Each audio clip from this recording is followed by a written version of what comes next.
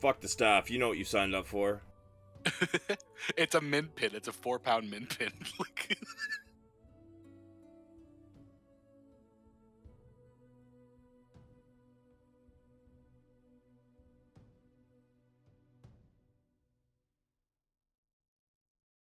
So I see Gondar in the game, but not in Discord as of yet.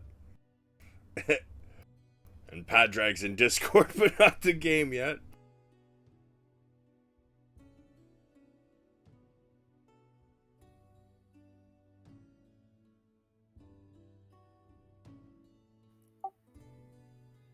Chrome forgot my setup for tonight. I'm having to redo it manually. Sweet.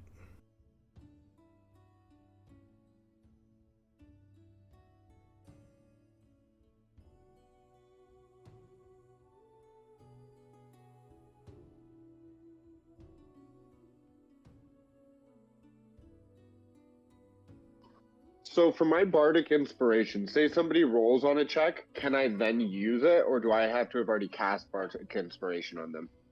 I believe it depends possibly on the type you have. I don't know. What's it say?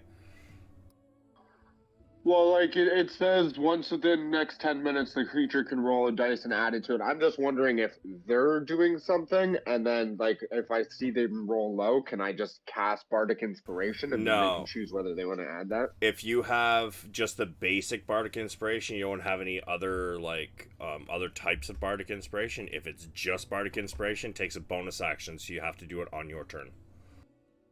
Okay, but outside of combat, I can do that, though? Yeah, but once you do it, it only lasts for 10 minutes in game time.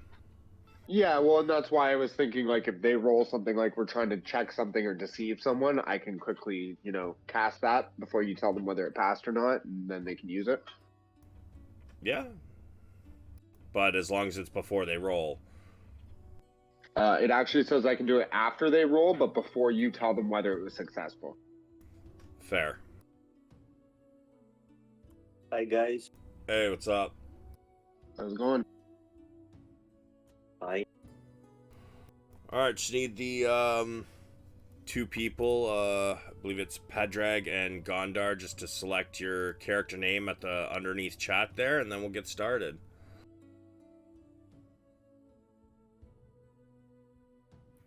In Roll20? Yeah, because right now it's showing your it's not showing your character picture, it's showing the oh yeah, perfect. How do I do that again? Underneath chat, like where you type in chat, you see underneath that it says as, and then you click the button. There you go. Oh, there we go. All right, so would anybody like to give us a little rundown of where we were at near the end of the game? Anybody that's got notes? If you guys do. Whoops, wrong map. We just got rescued by I think it was a dwarf on a barge from crossing the river. He told us that there was a ferry we could have used. And I don't think we've left the dock yet. We're still drying off. Sounds about right. So, I believe I gave you a small description of that little area there, the market and the docks and the wharf. So, as you guys depart the boats, you know what? I might as well give you another read through on what it looks like. Give me a sec. I just got to find it. There's the wharf. All right. So you get the idea that during the day, the wharf itself isn't busy, although the market is. You see the long dock in the center, and it has two L-shaped docks to the north and south of it, with plenty of room for docking of medium or small ships and boats. While out in the harbor, there's plenty of room for larger vessels to drop anchor. During the evening, just judging by the area and the fact that the market right now is busy, the wharf is probably full of small vessels, both for fishing and shipping cargo. At the end of the pier, there's two small docks floating upon the water, and the southernmost one has a post with a carving of a bird with a fish in its mouth. And that is down here. So as you guys get off the boat, the dwarf says, "Ah, are you here for the Kingfish Festival?" Nay, unfortunately, we are here for a much more dour reason. Ah, you must be talking about the we're funeral. attending the funeral. Ah, friends of Ispin, are you? Yep. Aye. You knew him? Ah, everybody knew him. He's a good man, that.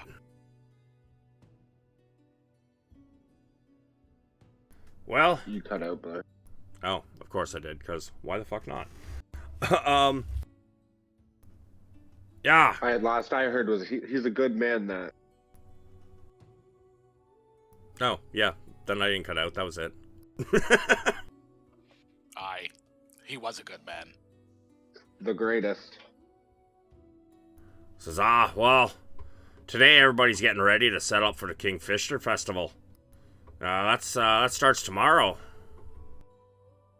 You gonna be sticking around for that? I imagine so. What is the Kingfisher Festival? You see, it's a festival. It's kind of all based on how this town was set up to begin with. During the war before the Cataclysm. Will there be fish? There'll always be fish. Then I'm there. I'm rubbing my bare tummy. As you guys look to the east slightly, you guys do notice jutting into the river, out of place, seemingly out of time, stands an incomplete stone bridge of incredible artisanship. The structure clearly dates to before the Cataclysm, eclipsing its modern piers in size and sturdiness. The bridge crosses less than half a mile the river's width, before giving way to a series of ropes and tethered rafts serving as ferries. On the river itself, dozens of small boats drift along the slow, murky waters as the fishers of Vogler ply their trade.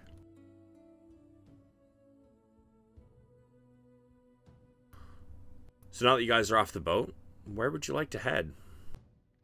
How long do we have till the funeral? It wasn't actually specific on the time, just told you the date. Is that guy still with us right now? The dwarf? Yeah. Yeah. Aye, dwarf. Do you know when the funeral is? We were not given a time, only a place. I believe it's this evening. Although, I'm sure the celebration is already started. It is a fishing village after all. Sailors like to drink their lunch. Sounds good to me. We were Lastly... very lucky you spot us. Sorry, what? We were very lucky you spot us on the river. You saved our asses. Thanks a lot for that. No problem. Maybe next time just wait for the ferry though, eh? We didn't know there was one. A little eager. How many boats did you say stood out from the smaller fishing vessels? You mentioned one had like a bird on it. No, that was a post. Oh, okay, the post isn't on the boat. No, it's a wooden post down by the docks. It's a large post though. You guys can see it from there. However, lastly, the dwarf helps out the young boy that you guys had saved. It's like, are you traveling with them? Boy says, well, I have been for a little bit. I kinda don't have anyone. Like, you all should go see the mayor. She might be able to help.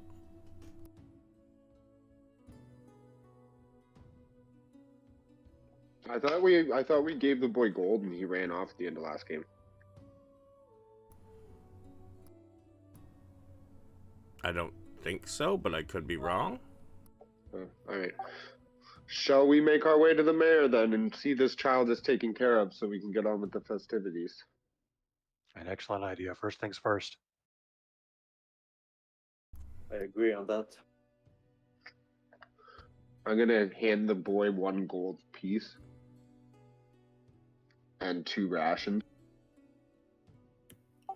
Oh yeah, I don't think we had given him the gold. I just suggested that to give him a head start, we each give him 1 of what we'd gotten from the loot. I minused 1 gold on my character sheet, but I don't think we role played it in the session. Here you are, lad. To get you started, you don't want to be in a place like this with no money. Oh, well, thank you. Excuse me, Mr. The dwarf looks at him and goes, Barnaby. Mr. Barnaby, you said we should go see the mayor? It's like, yeah, she tends to take in the strays now and then. People on hard times. You'll find her near the center of the village. Well, her house. She might be out and about right now, though. He says, thank you. And he looks to your group and says, well, I guess this is where we part ways? Which Yeah, direction kid. are we going? You can walk with us maybe as we're walking up, but we'll point you in the right direction. The dwarf says, the middle of town? I mean, to the south of us is water. Where might you think the north, or the center of town might be? And he kind of gives a wry smile. True. Well, you're on your own, kid. Best of luck. Take care. It's time for the cub to leave the nest. He he kind of looks at Bjorn and kind of like cocks his head and raises an eyebrow. Yeah, sure. Well, I wish you all luck, and I'm sorry for your loss. I'm gonna go see if I can find the mayor now. And Shall we? he pockets the gold and heads off.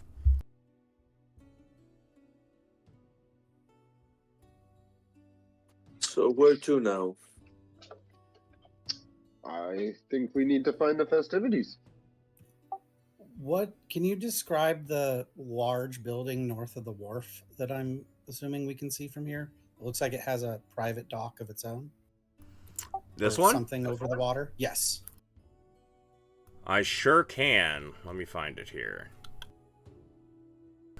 That building is a modest single-story inn on the village wharf, and its exterior vaguely resembles its namesake. Shaped somewhat like a crab's body, with windows on either side of a door, with brass, I guess you can't see the brass handles. But anyways, yeah, that's the faraway description you're gonna get. Well, let's start walking north and figure out where we're going. I say that the inn sounds like a good place to dry off and have a drink. I'm gonna shake off all my water. Agreed. Let's land somewhere and get our bearings. What's the weather like? Is it hot? Give me a D20, Gondar.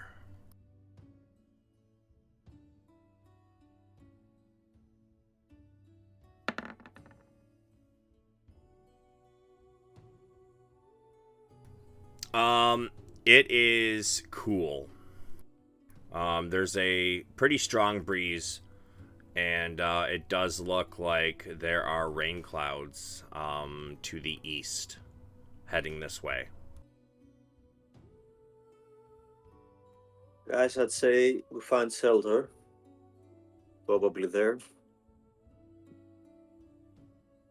We wouldn't want to get wet again. Yeah, hopefully they have a fire at the end. Agreed. This market we're walking through, is there fish? Yes. I'm gonna walk up on all fours to one of the markets, look at a fish, and pick it up. How much? You're walking on all fours and then speaking. I like it. Okay. Yeah. Yeah. So you come up and at first as you go to grab a fish, she kind of like balks a little bit and like backs up wide-eyed, and then you speak, and then her eyes go really wide. Two copper? I'm gonna hand her over the 2 copper. Thank you. And I throw the whole fish into my mouth and eat it. Yeah, sure. Just remember to take your 2 copper off your sheet. She just kind of stares. How many copper and a silver? There is 10 copper and a silver. And there's 10 silver and a gold. Yep. And while we're looking for the... I'm sorry, go ahead. I was about to say 5 electrum in a gold, I believe. That's what the EP is. Basically, EP is usually an outdated currency or a currency from another place. Usually you have to get it changed over at like a bank or something. However, that is kind of boring RP usually, so I mean sometimes they'll just let you use an EP as wait, is it? No, it's 2 EP is a gold, I think, right? Yeah. EP is 5 silver? I'll have to look that up. Weird. I just won't use EP. But yeah, so as you swallow this fish whole, she just continues to stare wide-eyed, absolutely speechless. I'm gonna nod my head to her. Thank you, ma'am, and walk on all fours back over to my group. Uh-huh. They got a fish here, boys. Looks like they got a good selection. And I believe, John, you were about to say something. I was just going to say, while we're heading to the inn or looking for the inn, I'd look for a shop where I might find something long and pointy. Something long and pointy. Yes, specifically a halberd. Oh. Okay. So as you walk that way, you don't find really any kind of weapon vendors. You find all kinds of net makers and like net repairs. You do find like fishing equipment places and whatnot. Unfortunately, this market is more of a fisher market. You're not going to find any kind of armor or weapons down here. Got it. However, as you guys pass out of the market, you do see these buildings here. Oh, shit, that should be on the map layer. There we go.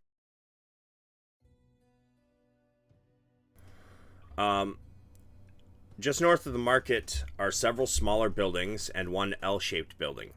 Outside there is a signpost with Wharf Master's office. These buildings look a little tattered by the weather, but still seem well kept. Nothing fanciful about them, as they look like any other Wharf Master's office you would have seen in your travels.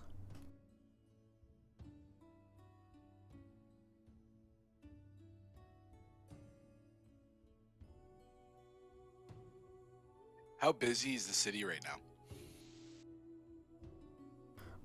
Right now in this area,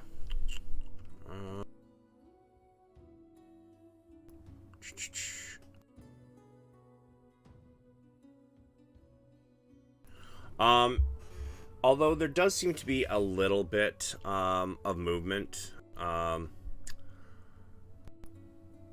Like any other market, stalls are set up where vendors hawk their wares. Mostly it's vendors of fish, but there are a few others with fishing supplies, spices, baked goods, mundane equipment, bounty of local farms and crafts. You do also notice that there seem to be some people that are hanging up kind of like small colorful flags on strings and attaching them from one building to another. It's not real busy. I mean, every stall pretty much has one person in it, and I mean, you see several women walking around, but you don't see many men. It's not overly busy by any means. What are the flags of that are being hung up?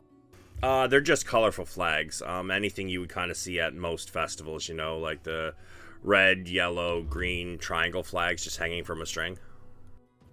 Oh, okay, no specific symbols. No, just like party decorations.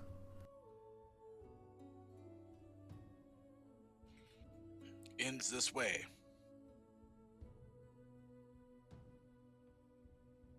Do you think they're gonna let a bear in? We'll never know till we try. Maybe just stay up on your back legs for now when we walk All right, in. I stand up. As you guys get closer to this building, you do notice that there are a few doors to this building. They have brass handles. And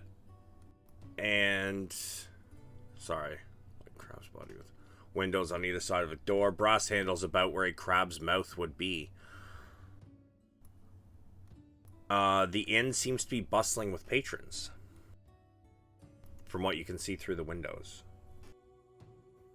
Is it a diverse crowd, or do they all look like the locals?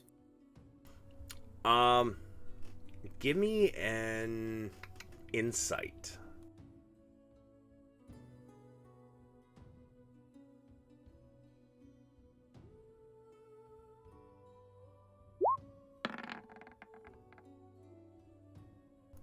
It looks rather it looks like there's both. You definitely see some that are a little more fanciful dressed. See some that look like they could be like probably merchants of some sort. But there are a lot of locals as well, or people that at least resemble locals.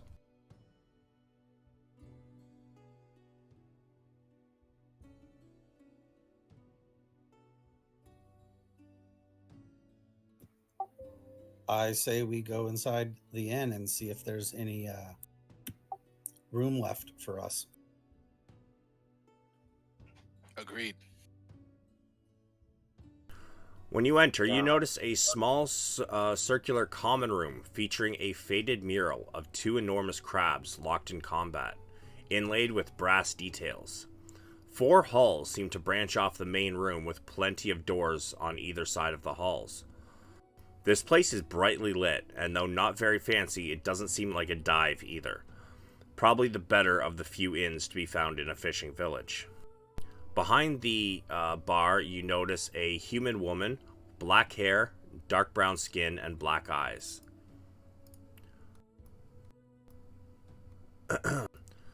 Hey now, you can't be bringing no bears in here. We'll have to wait outside, no matter how fancy he done be dressed up. Well, Sir. he's our comrade. He's not our pet. Don't insult him, please. What if I play you a tune? As you speak, she, again, same thing as the other person, her jaw drops and her eyes go wide. Well, ain't that a neat trick? How'd you teach him to do that? I was not taught. I was cursed. Oh, It's no trick. Believe us. Take a look for yourself. I'm gonna pull out my guitar and tune it, and then play a little melody. as you pull out the lute, you notice a lot of people begin to turn and stop and stare, and the inn falls silent. A few of those close to the door immediately get up and move from their tables to stand further back in the tavern. Obvious fear or trepidation on their face. But as you play, give me a performance. You actually do very well. Nice. As you begin to strum a tune, a lot of the people in the back of the room, their faces don't seem so fearful anymore. And a few of them come back and take their seats. You notice a few people kind of tapping their feet or, bobbing their head to the sound.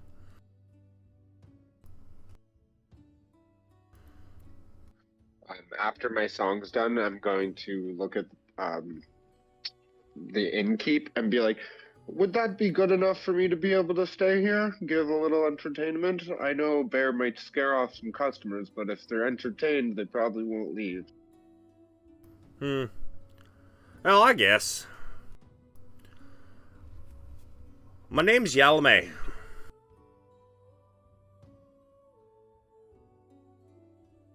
Nice to meet you, y'all, man.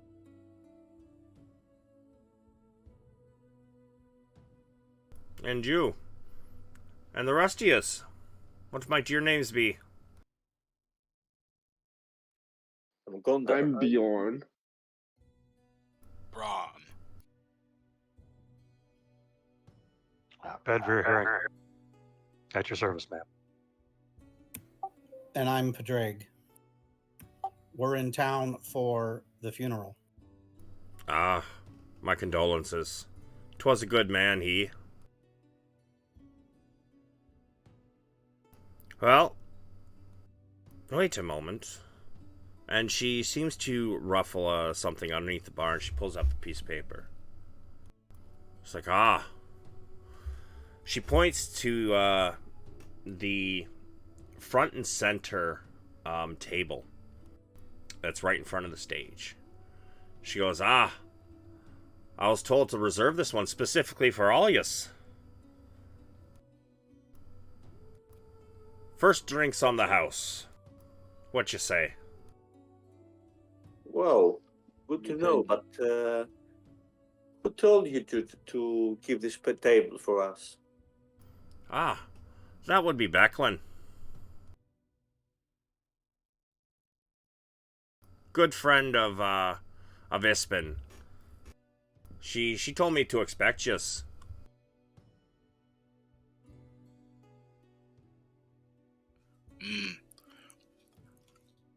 We'll take it.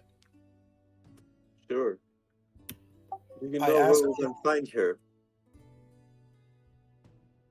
Sorry, what was that, George? Where do we find her? Well, at this time, I'm not really sure.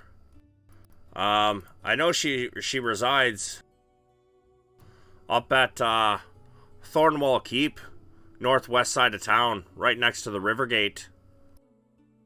But where she is exactly right now, couldn't really tell you. While you're here, madam, could I purchase a bottle of your finest whiskey? If there's any left.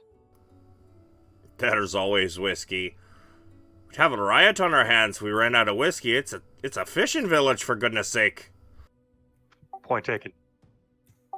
Make it 2 bottles. Thrice. So she kind of looks shocked. So that's five bottles? That's right. I want 3. Oh, so Something 6 later. bottles. You want 6 bottles? We're going to a funeral. We might as well pack up. Well, the funeral's gonna be here. But, sure. 6 bottles. And you want the finest whiskey? I might not be able to afford the finest. Well, The finest I can afford.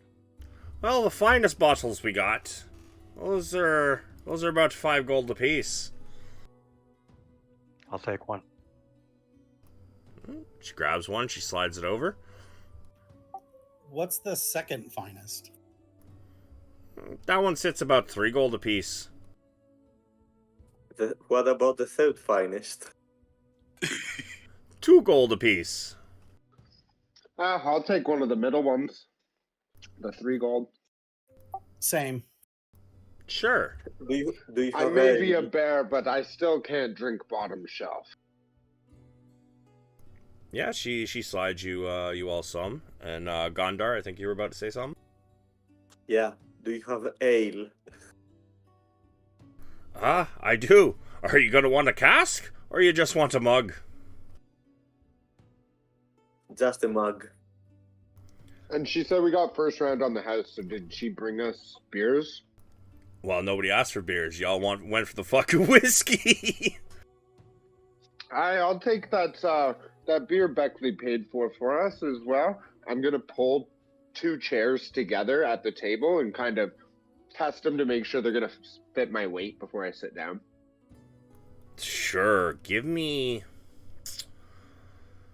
She slides everybody their free mug of ale.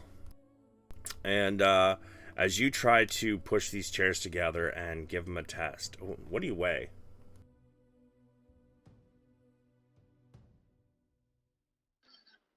Give me 1 second. And has anybody taken the time? I weigh 300 pounds. 300? Yeah, they'll hold you. Has anybody put all their armor back on, or y'all just still in your regular clothes? Oh, I put mine back on after I got out of the water because I took it all off. Yeah. I never took mine off. Oh yeah, same. For putting it back on, I mean. Okay. Yeah, that's right, Bjorn. You have what's it? Unarmored. Well, I have light armor, but it's just my bear skin. Yeah, that's considered unarmored. But because of your racial thing, it still boosts your armor. But yeah, so you guys find your table up near front and center. In case things get rowdy. It's unexpected, but just in case, I'll put my armor back on as well. Okay.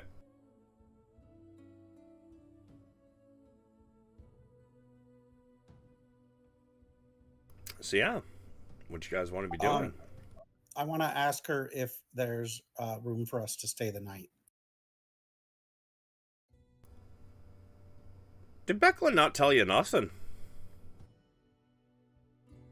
Truthfully, we don't really have a lot of information. We knew to come here, and I think we are looking for the rest of the information now. Well, Anything you could share would help. she's covered your meal and one drink for the night. Well, I'm covering the drink, but she's covering a meal, and each of you have a room for the night. Oh, very generous of you. Much appreciated. This meal you speak of, what's on the menu? Fish? Oh, I'm scratching my bare belly. I bet you get a lot of great fish locally here. Best fish pie this side of the Vingard River. I think I'll let my friend Bjorn be the judge of that. I can't wait. One of whatever it is that you make your finest. Very well. And as she goes to leave the table, you hear somebody else. Ah! That's bullshit. What you mean, you old drunk? Well, everybody knows Fishbowl makes the best fish pies. You're a close second, though, Yalme. Yeah, okay, she says, and she heads into the back.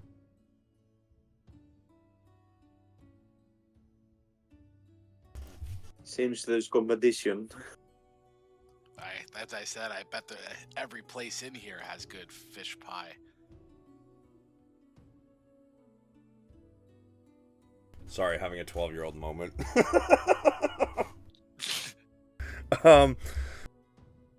But yeah, she comes back out a couple minutes later, and even as the door to the kitchen opens, you can smell it. She puts down in front of you, basically this pastry.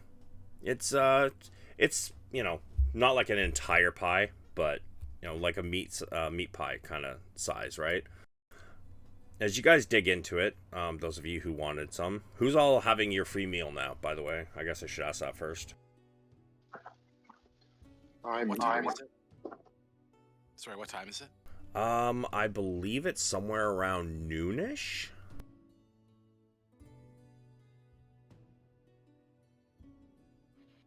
Well, yeah, I think I'll have my free one now, and I'm sure there'll be something to eat later on as we're having the festivities. So let's get something in me now. I'll take mine. Yeah, me too. So that's 3. Make it 4. Might as well do it before the kitchen runs out. Make it 5. All right. So yeah, when she brings them all out, the crust is perfectly flaky. The fish is spiced quite well. You can get hints of sea salt and shit. I don't know what the fuck do you put on fish. I don't like fish, so I don't know. I don't know. Rosemary and thyme. It tastes pretty good. The fish is a white fish.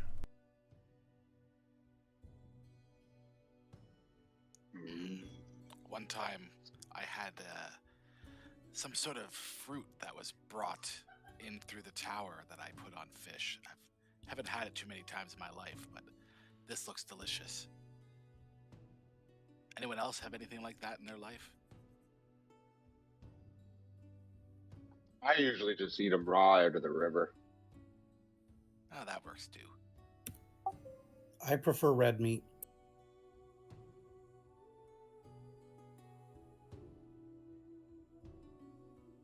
Nothing better than the crunch of a crab, though.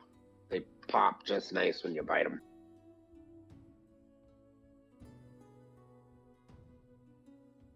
Okay, Gollum.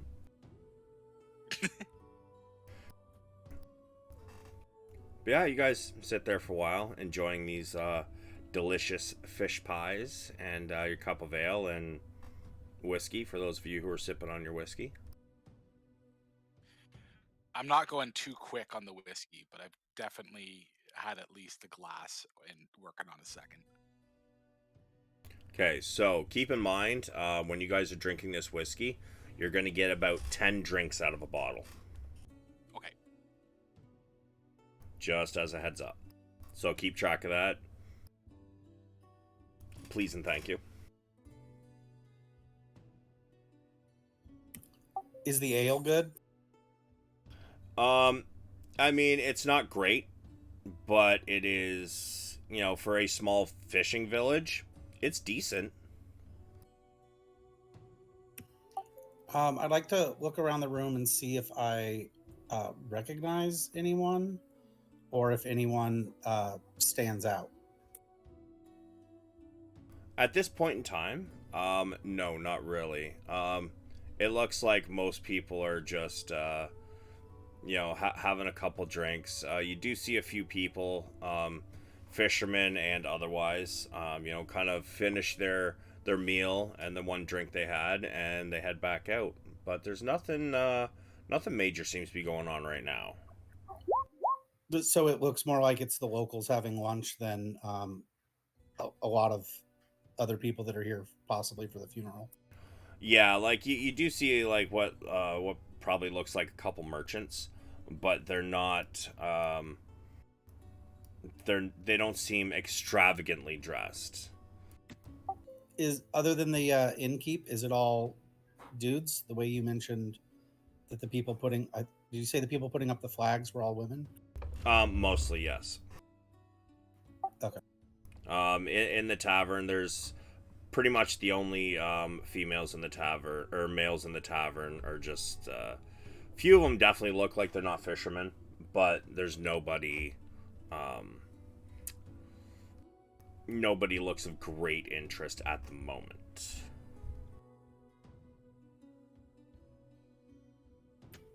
I'm gonna keep an eye out for anybody that looks like they're dressed for a funeral versus the locals, or dressed for a party. For sure. Can I use my disguise kit to put on like a nice dress clothes? So your disguise kit is more like makeup and stuff like that. It is meant to like kind of hide who you are. It's not going to give you like you're not really going to be able to really change your clothes per se. What about my entertainer's pack? Let's see what's in that.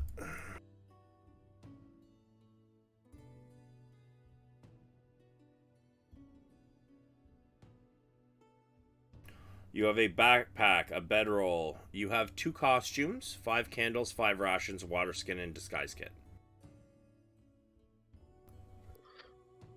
So what do I do? How do I have to just pick what 2 disguises I have? So I'm going to ask you now to decide what your costumes look like and to keep those somewhere in your sheet so that we know what you have. So you've got your regular clothes, and then what do these 2 costumes look like? Oh, can I think about that? For a little bit, yeah. I'll definitely want to know before the end of the session, though. All right.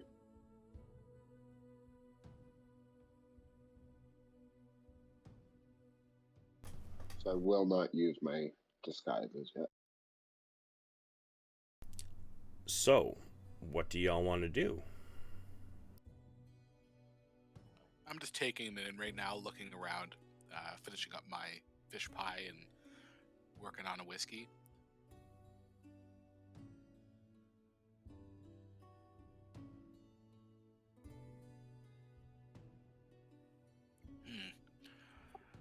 I go over to the bar to speak a little with Yalme. Sure. Hello. What can I be doing for you? Hi, since we're new here, I'd like to ask some general information about this pretty village. Well, I wouldn't be calling it pretty, but by all means, ask away, she says as she continues doing stuff behind the bar. Okay. First of all, is he good looking? Yes. Well, I mean, that depends on your definition. But, where was it? Here it is. She got black hair, dark brown skin, black eyes. I would say she's not, she's definitely not ugly, but she's not, doesn't look like she has, a royal makeup artist or anything like that. Okay. Kind of a medium build. Okay. So, how come you work here? Oh dear. I don't be working here. This is my place. I own this. Oh, uh, how old is he, approximately? I'd say she's probably in her mid-30s. Okay.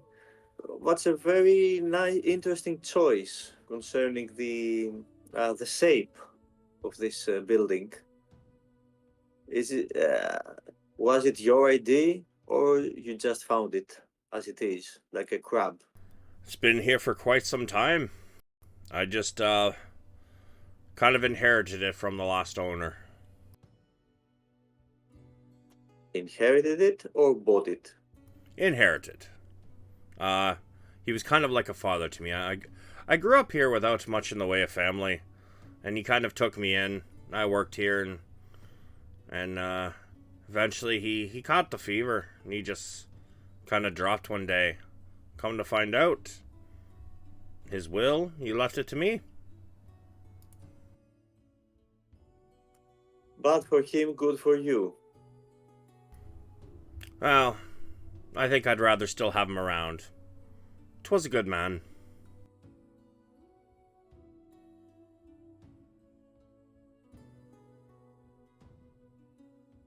So how's life here? Oh, you know, could be better, could be worse. It's pretty easy for the most part. Now and then we get some people in from Kalaman. A little more rough and tumble than the villagers, but we've got the local militia. Things get too rowdy. Just ring the bell out in outside the bar, and eventually it won't be long before the town militia comes a running. Handles most issues we have. It's a meager living here, you know. Well, are these issues serious, or just some people getting drunk? Ah, well, you know the type. Few too many, and people start a swinging.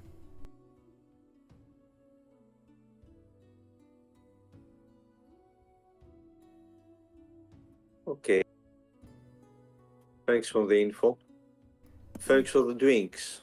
It was very kind of you. Oh, not a problem. Did you know Ispin? Oh, everybody knew Espen.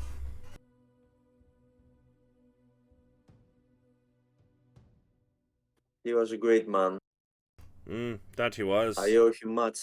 Let's drink to him. Yeah. And Well- I return to my table. She pours one out. A little shot for both of yous. And she cheers you and she takes it.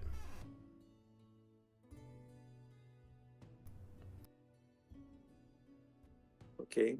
I thank her and return to the table with the other guys.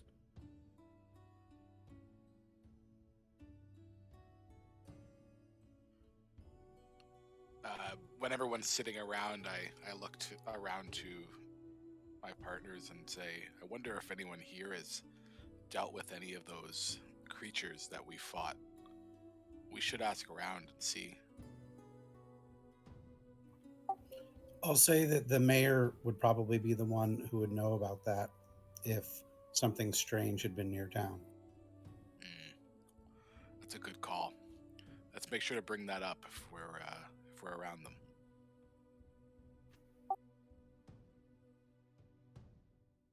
We may have time now.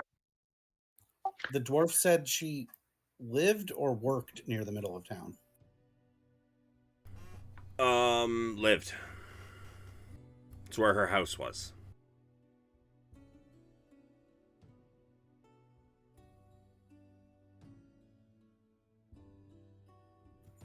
That might be a good next stop. I'm down to go wherever. Yeah, I think we'll probably have a little while before the festivities really ramp up. Probably do have a bit of time to walk around. And I'd like to explore. The only time they let me in towns is when I have a group like you, and I haven't had a group in a long time. Not since I lost Ispin. Did anybody need to buy anything before tonight? I'd still have to grab a halberd if we have time out and about, but if we don't, I can make do. And would this place have magical instruments? No. Not in a tiny village like this.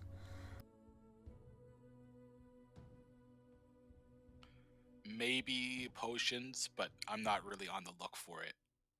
Not here. I'm not expecting to need it.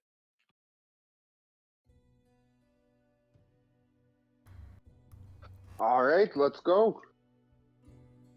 Blair, I sent you my 2 disguises. They're great. So, the Sheriff of Nottingham and... But with a mustache. Fair. I mean, that second one, though, you are a bear. All you gotta do is take off your clothes and walk on all fours. I know, but it'll be hilarious because they can clearly tell it's a bear suit. And then they'll be like, why are you dressed like a bear? And then I take the bear suit off and I am a bear. Sweet fucking Christ. Under the radar, no one expects a real bear inside a bear suit. Holy fuck. Sure, man. I was mean, expecting more of a Johnny Cash, like, black suit. I mean, if that's what you want your second costume to be, but that's unless you go somewhere and buy another one, that's gonna be what you got through the rest of the game. You realize that, right? Yeah, can I All right. put a suit on it? Can I make it a bear costume in a suit? Sure. Like a tux or Yeah, like a suit with a tie, but like all black suit with tie, white shirt. I don't think people back then wore like ties. But like Yeah, but it's for entertainment. I can't just have that. I mean, if you want, kind of out of place, people are going to be very confused. I'm a talking bear, Blair. How much more out of place can I be? You know what? That's fair. Sure, man. You can have a bear costume with a suit.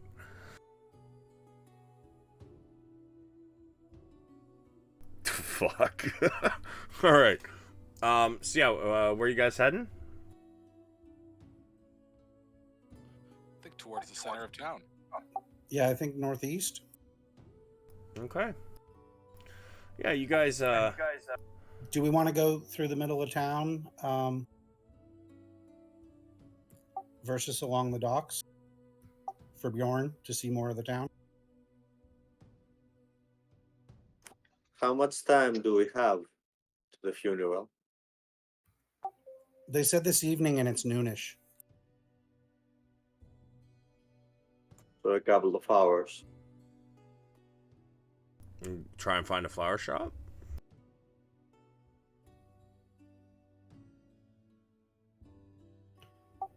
He said a couple of hours. Oh, I thought he said buy some flowers. My bad.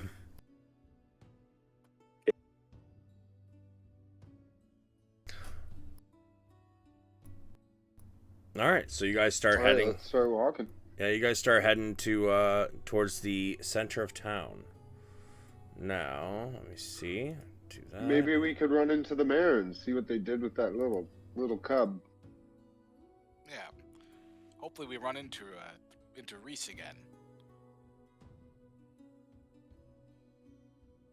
All right. So you guys start to head into the center of the village. Let me see. Yeah, the handout descriptions were not all that great, so I decided to write my own. So I'm like scrolling through two things here. Let's see, village circle. Homes and small shops clutter this area around a grassy patch shaded by an ancient tree that sits in the center. This green is encircled. Oh yes, this tree and grass around it seems to be encircled by a small dirt road that branches off into streets leading north out of the village, south to the ferry across the vineyard, and others radiating out into town. The village circle serves as a public space and meeting spot, and quite obviously it looks like it might even serve as the festival ground, as there are lots of people hanging all kinds of those colorful flag strings all around the circle, and setting up small booths by the look of it. In the center, there's an iron bell that hangs atop a pole near the mayor's house. There are plenty of people setting up small booths, and many of the items you saw people leaving the market with, such as paper lanterns, strings of festive flags, and decorations depicting fish and the kingfisher bird, seem to be being hung up all around. Does it seem that the mayor's house is the larger building to the north or east of the tree? Would you like to go check one out and find out? Sure. I can't tell if either of those are houses or what from the top down view. Which one would you like to go check out first? North. Okay.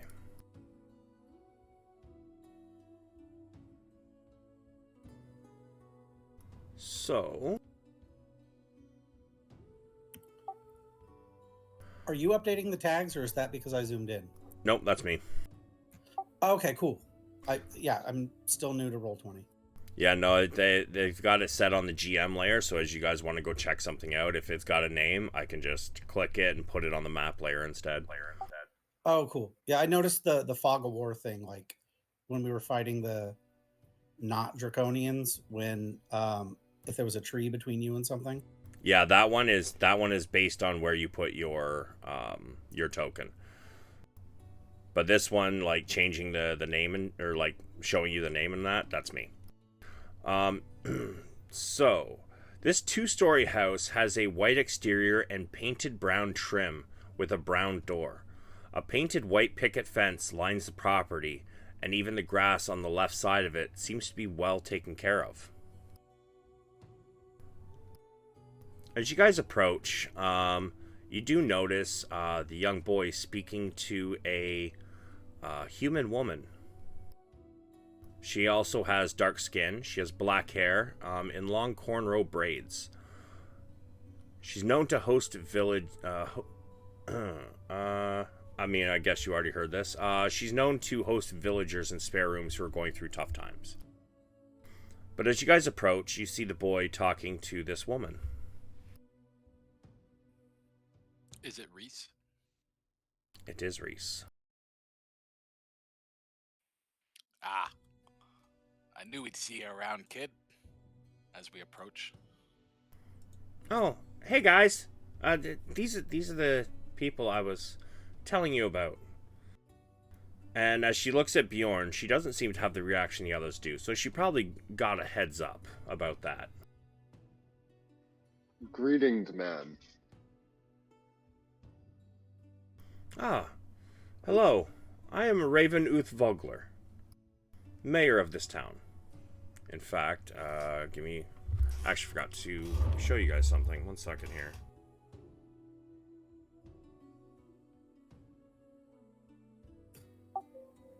Raven what? Raven Vogler.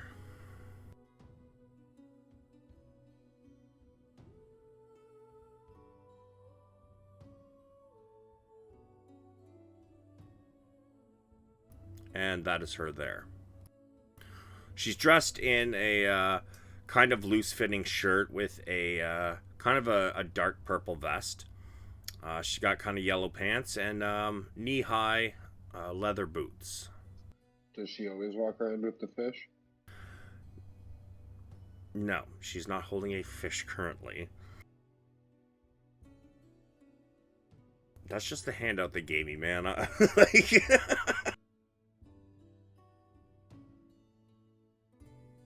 So, what can I do for you? Oh, it's a pleasure to meet you. Oh, you as well. We're just exploring your fine town here. I don't get into towns very often. We're here for Ispin's funeral. She kind of laughs at Bjorn, like kind of a chuckle, and she's like, "Yeah, I could have really imagined that." And she looks at Braun and says, "Yes, we do have a few people coming in. We're expecting more this afternoon." Our comrades have traveled fairly far to be here today, so we've only been in town for a short while. I'll ask if Becklin is here already. She is around the town somewhere.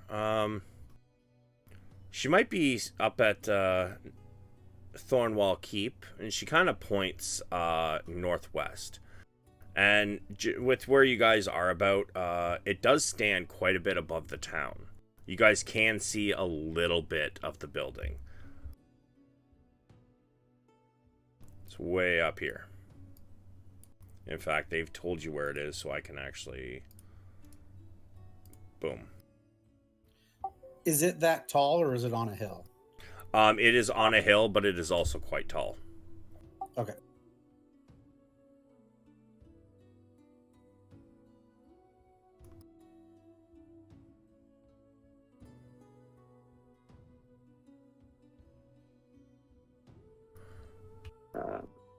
Could you direct us to Ispin's house? Shit. Now that you mention it, I don't think they actually told me where the hell Ispin's house was. It's not in any of these handouts. So, Does Ispin have a house? He seems like kind of a wanderer. you know what? Says well, yes, him and Becklin actually lived in Thornwall Keep together. They were just friends, of course, but him being much her senior. But they spent their time up at Thornwall Keep. I believe they were trying to refurbish the building, for lack of a better word.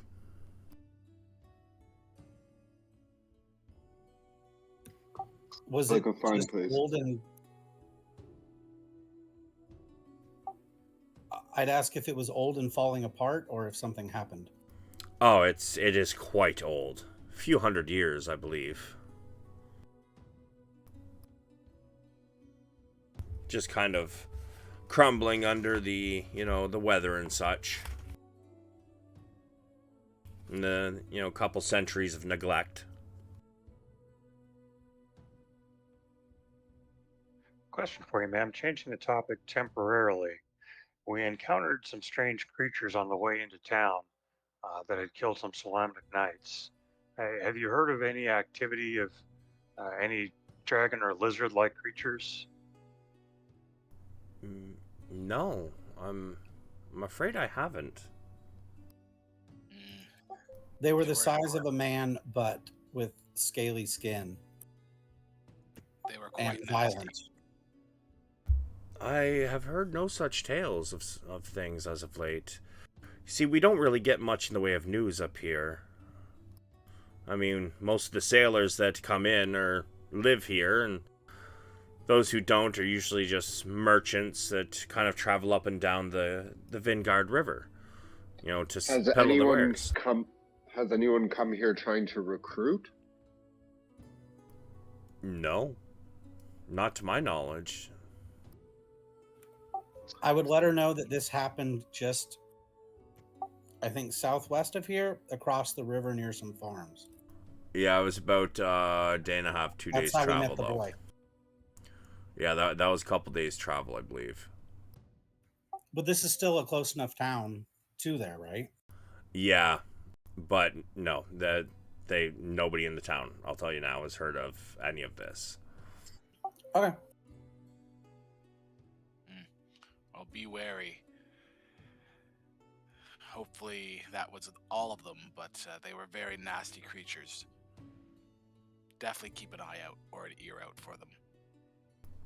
By all means, and if you happen to spot something, and she kind of points at the bells up on the pole, she says, if you spot anything that requires, the attention of the law, by all means, ring those bells, but do keep in mind, it must be something serious.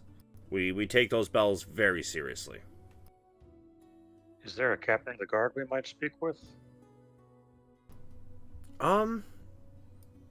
Honestly, it's just a small militia. We don't really have ranks and all that. It's mostly just villagers, who kind of sign up to volunteer. There's not really a leader, unfortunately. But I understand. we haven't really had much in the way of big problems. I mean, that bell usually gets rang, maybe 4 times a year, and usually it's just a bar fight.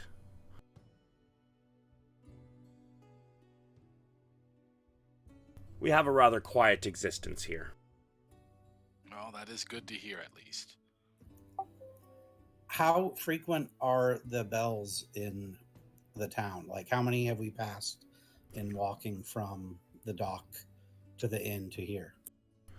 I'm gonna say you probably saw one about here on the wharf. You would have found one at near the front of the Brass Crab. Probably would have found one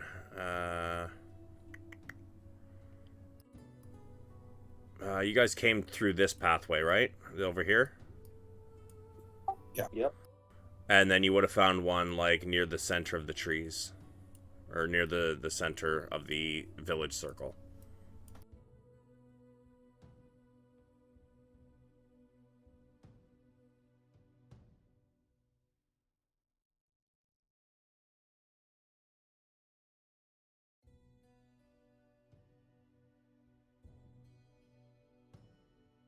So about Reese, ma'am, does he have a place with you, or is he taken care of, or is there more we can do to help him? Well, we do have. I do have some spare rooms at the moment, and right now there is a young half elf girl in one of them, but we do have a spare one. We don't really have an orphanage to speak of, but I mean, he can always do what Juniper does, and she kind of mentions how Juniper will sometimes basically just go around town, asking who needs help, and works with them for the day. And basically that they give her enough to cover her any meals she might need, and so on.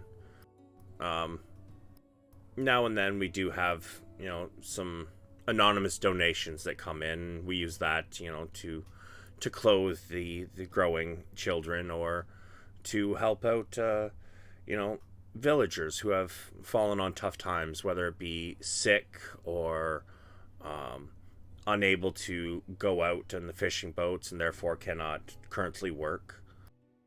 Things like that. He will be well Understood. taken care of. Thank you. It's not a problem. Shall we check out the keep? Let's, but before we go, one last question, ma'am. Do you have an armory by chance around here that might sell weapons? She says, we do, but, you're not gonna find much. Being a village town, we mostly have, like, spears, more like fishing spears than combat spears. But they're not gonna have much in the way of, armor, or she looks at the weapons you guys are carrying and says, not much like what you seem to be carrying yourselves, unfortunately. Understood. I'd like to ask her if there's a magic shop or place that might have any unique things. She chuckles and she's like, we don't get those kind of merchants around here. Most of the merchants who come in are more peddling, spices and materials for creating, our spears and our fishing gear, things like that. Unfortunately, we do not have I believe you would call it a magic shop. We're very far out of the way. Probably the closest one would be Kalaman, to our southeast. Thank you.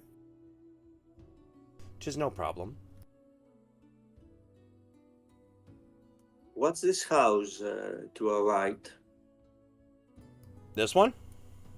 Yeah. Oh, you guys are close enough. Let's see. That would be...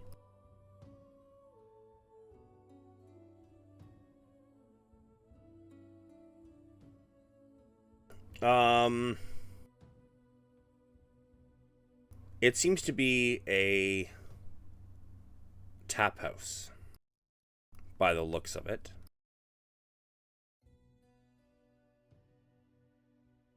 The restaurant that makes the better fish nuggets or fish pies?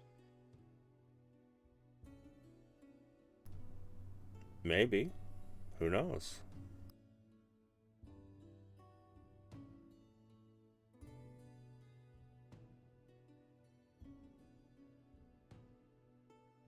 If you guys want to go check it out, you can. And I'll let you know what's exactly there, but... I'll say that I'm not hungry again yet, that I'd like to go to the keep and maybe eat there later if they serve food. Yeah, I concur. Keep. Okay, I'm just checking out its exterior. And once you know it, this is one of the only ones I didn't write a description of the exterior, only the interior. It's kind of shaped almost like an upside down fishbowl. There seems to be a short almost hallway at the front, where around it you do notice there are posts with almost like a wire fencing around it. It does not look fanciful in any way, shape, or form. It kind of looks like a dive from the outside.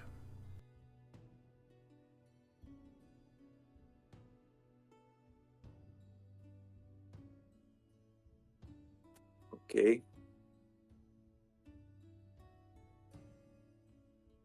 Shall we? Yeah, let's.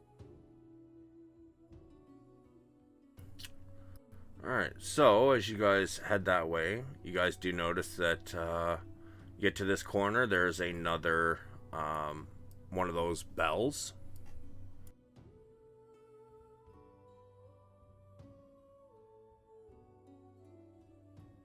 And you said there was setting up for the festival, so there's nothing really happening now. Like they're all just setting up. Yeah, so the letter you guys received said that the funeral was on the eve of the Kingfisher Festival. So the night before the festival actually starts. So I'm just looking at everyone setting up their stuff as I walk through. Then. Yeah, again, most, not all, but most of the people in the streets are mostly women. To the southwest of the intersection Bjorn is at, what is that horseshoe-shaped building? Does it look recognizable, or? Let's see. This horseshoe-shaped structure sports a clay tile roof. Shiny metal trim lines the windows and the door. The second floor has large windows, and at the top of them sport colorful stained glass windows. An iron fence, 8 feet tall, surrounds the property with barbs atop each bar, and a bronze plaque at the... you guys are not at the front gate, so it doesn't matter. You do not see the bronze plaque. But it definitely stands out compared to some of the other buildings. Yes. I'd like to approach it on our way. Sure. Yeah, me too. Are you guys going to the front of it? I'll head that way, yeah, unless something stops me. Okay. So, It's probably the only place with stained glass or that kind of a fence we've seen in this town so far. yep. At the front, you do see a bronze plaque that is on the gate, and it says West Side Manor. Give me a perception check, Pedrag.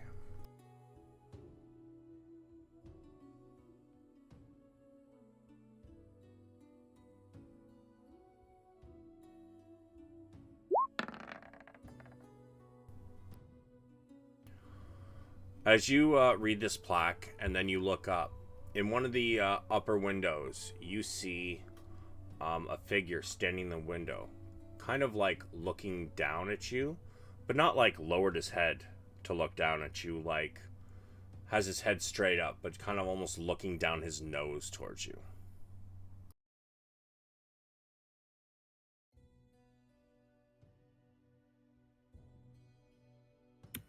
Like looking right at me, or like he's reading a book and glancing up from it? Like looking right at you. I will give you a picture.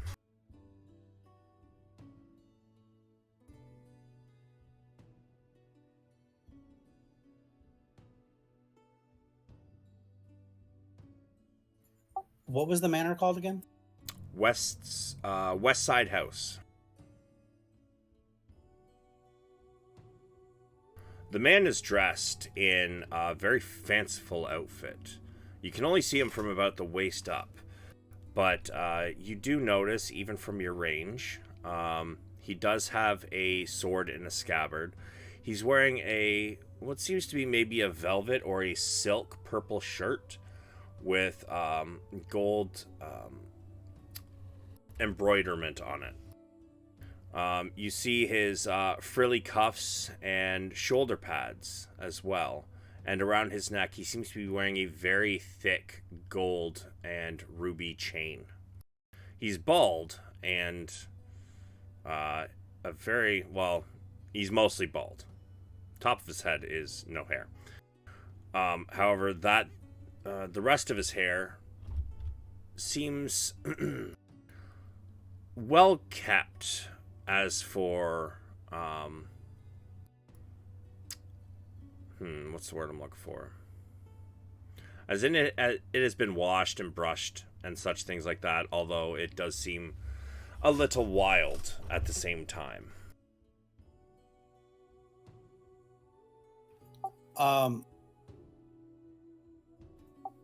Where did you say he was? In the second story? Yes. He would be in probably this side of the house, looking down at you. Is there an obvious entrance, or does it look like it's multiple houses, like apartments, or just one really big house that's shaped funny? The main stairs leading to the front door is here, right in the center at the back. Okay. But the gate is shut.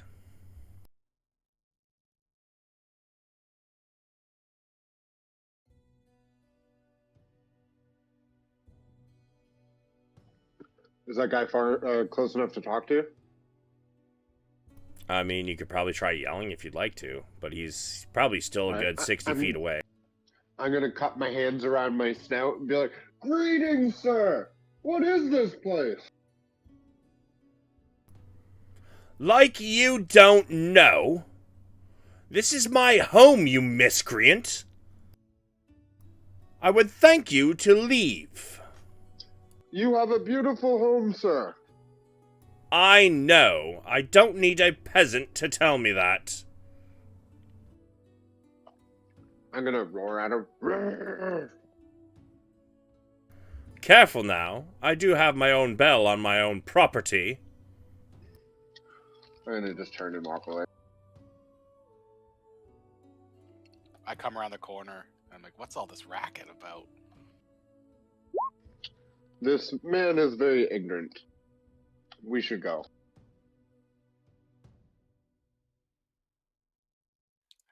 This place looks ritzy.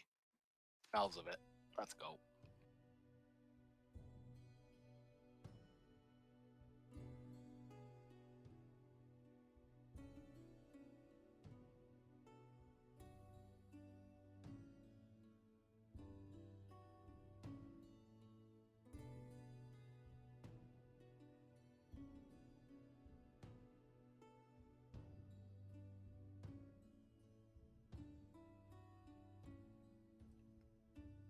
Let me find. There's that, and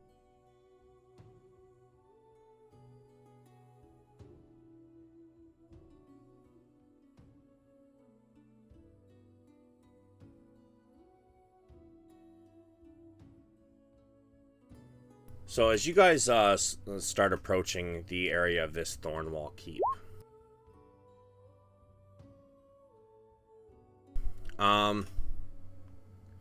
ancient ruins standing on a rocky rise.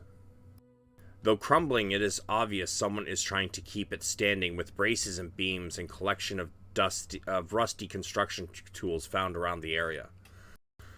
Tarps cover much of the structure to possibly keep water from damaging it further. Though most of it is crumbling, there seems to be sections that have been rebuilt or restored to its former glory.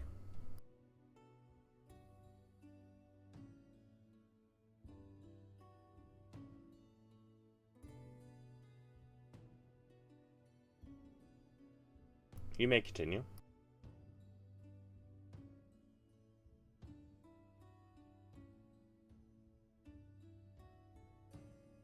Do we see anything else around this place? What's that little building across from the keep?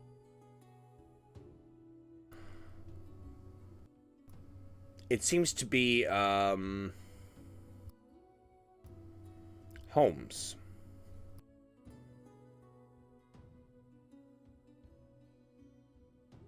Damn, here I thought I was like super prepped. I was like more prepped than I've ever been for a game in my life. You guys are asking all the good questions I don't have answers to. They're homes, bro. They definitely look like homes. All right, so let's walk. I'll keep walking towards the keep. Did I see any more bells along the way? Say maybe there's one here on this corner.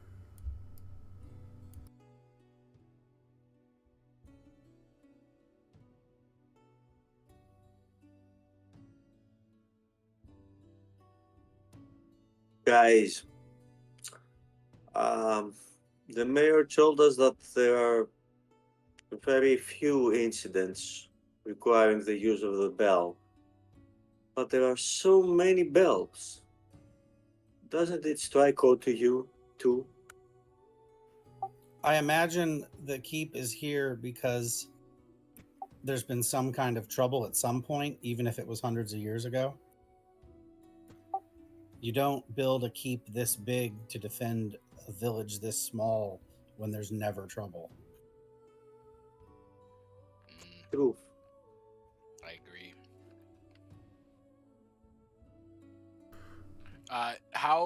What's the state of repair of the keep? How does it look?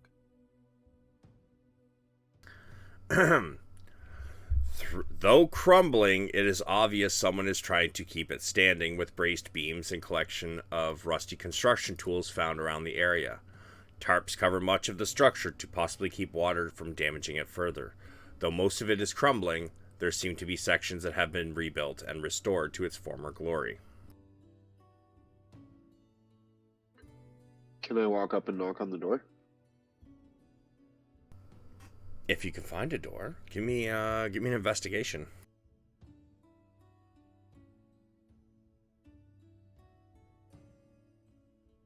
Yeah, you don't find a door. How odd. How do we get? Do we see any people like up top keeping watch or working on the repairs? Give me a perception.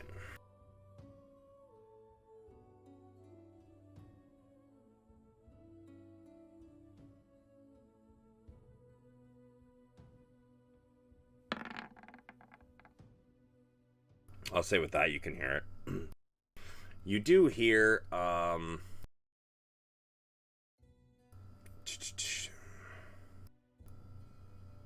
let's see, give me 1 second here. Nope, that's not it. Oh, cool, so there's no stop block for him. You do hear kind of a squeaky voice. Ah! Blast it! And you hear some metal on metal sounds. And then all of a sudden, from above you, you guys see a wrench go flying out of this place, way above you. Piece of junk! Never gonna get this thing to work.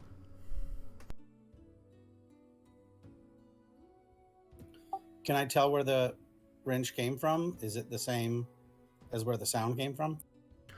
Yes.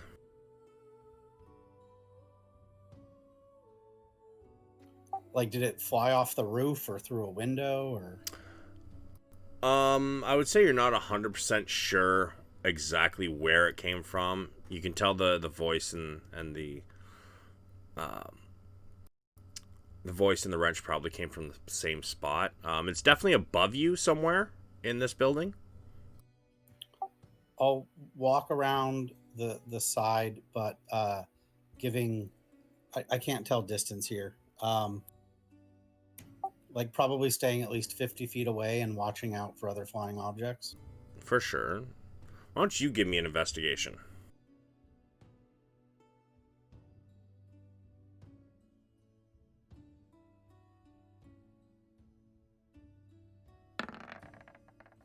Bruh.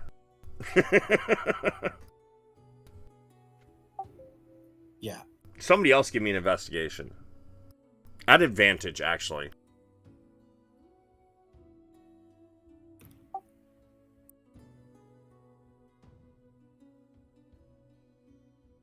There's 3 other people. Somebody give me an investigation. There we go. Oh my god. Never mind. I'll say, did you guys hear that Yep. or see that? You know what? At this point, I'm just going to give it to you. Nobody sees a door because there is no fucking door. You guys just see a bunch of tarps hanging.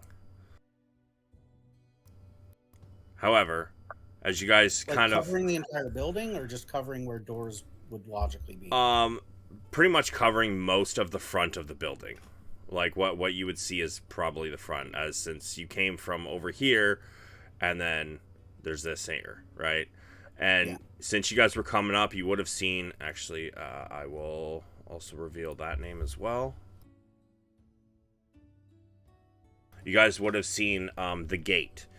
So normally, especially since a couple of you are like, you know, knights or some kind of fighting background, you guys would know that if there's a keep, it's going to overlook usually the front of a gate, so that in case of attack, they would be able to, you know, diminish those forces before they got through the gate, right? So it would make sense that the entrance would be on this side somewhere, so that, you know, they couldn't just climb the hill and get right in the front door. Right? Make sense? Yeah. So you guys do see the front of the building where probably a door would be, but the entire front of it is just covered in like tarps and such. I'm gonna call out to him. Hello? Huh? What? Hi? Hello, who's there?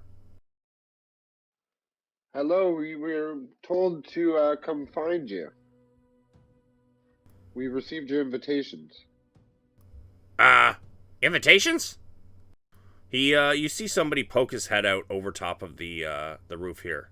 He looks down. It's a very short creature. I'll allow somebody to give me a nature. Not I. Yeah, me neither. Can I ask him if he's Becklin?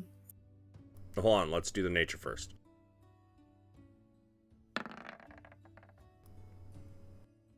Oh, sorry, Ron. That's okay. He failed miserably. Bedveer, this seems to be a fucking a gnome. Hello, good sir gnome. He puts his head over and he regards all of you. I ain't giving any invitations. Who are you? And no, my name's not Becklin. Becklin's female, right? Yes, and human.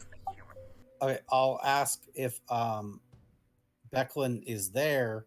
We were told we might find her here.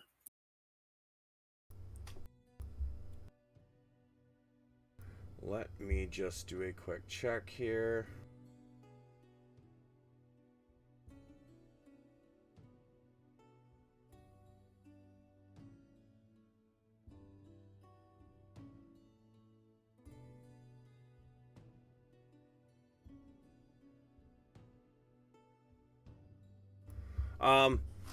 As this exchange is going on, you see the tarp in front of you move to the side.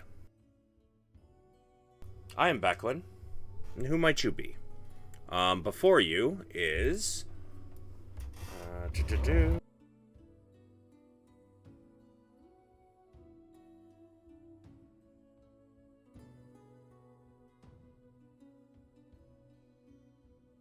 an older woman.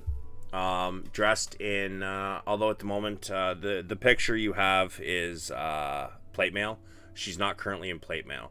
She seems like she's a bit dirty, and she has a tool in her hand. I'm going to say it is a kind of a mortar and pestle. So she's got like the thing you spread mortar with.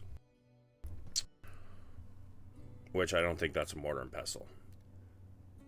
You know what I mean. She got the mortar spreading tool in her hand, and she looks rather dirty. She's wearing some brown pants and kind of a loose fitting shirt. She seems to be probably in her late 50s with graying hair and bags under her eyes. Can I help you? We received your ravens. Yes, We're a all trout. friends of Frispen, or better, where? Oh!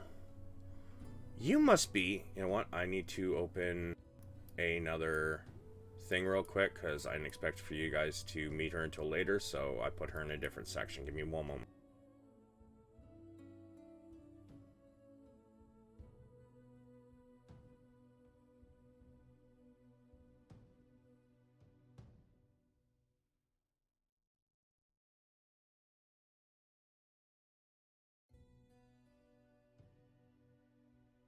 Okay.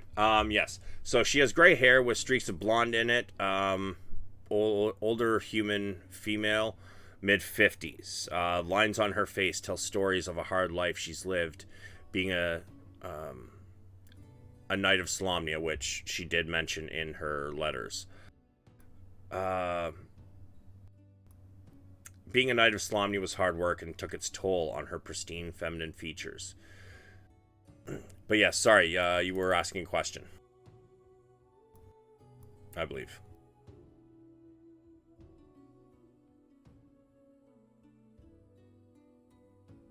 Well, we're happy to finally meet you. We have heard so much about you from our late friend. Ah, right. Ispin's friends. So the Raven found you all. That is excellent. Welcome to Vogler. And she looks at the group of you. I'll be honest, I was starting to wonder if you'd ever show. She reaches out a sturdy, non-wavering hand to each of you in turn. She's like, so you... I can tell by your eyes, you must be Gondar, yes? Yes, you're right. Excellent. Nice to meet you. And you. She reaches a hand out to you as well, Padraig. Like, tell by the fiery beard. You must be Padraig. Padraig, right? Yes. Good to finally meet you. You as well. She looks at the large bear. And you must obviously be Bjorn. Aye, my lady, and I reach out one hand for her to shake. She shakes your hand, although your hand doesn't do a whole lot of moving without you moving it. I shake her hand. And you must be Bedvere, yes? Indeed. Nice to meet you as well. The pleasure is mine. And I'm guessing this one here with what deity do you worship again, Braun? Sirius. Sirius? Syrian. Sorry. Okay. She shakes your hand. She says, and you with the symbol of Sirion. You must be Braun. Aye. Pleasure to meet you. Oh, welcome. I'm currently just kind of trying to fix a little more of this building. Well, the gnome up there, Tinkerfinger, is trying to set up a game for tomorrow's festivities. You hear him? Oh, good. I'm not needed anymore. Excellent. Get back to work then. And he starts. You hear him continue to fucking mumble and, bitch a bit as he continues to head back to whatever he's working on. And once again, you start hearing metal on metal, and things are a lot of gnomish words. Does anybody speak gnomish?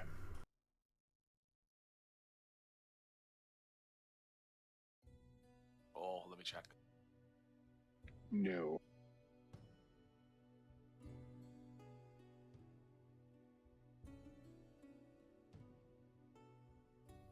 No. All right. So you guys aren't really sure what he's saying, but judging by the tone of voice, it's probably cussing a lot.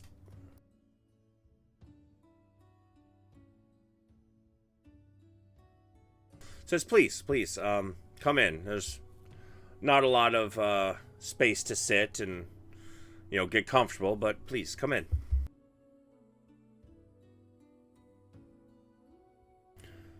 And she kind of pulls the tarp aside and lets you guys head in if you wish.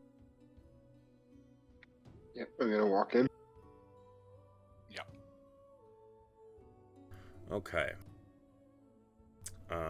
Where's that handout gone?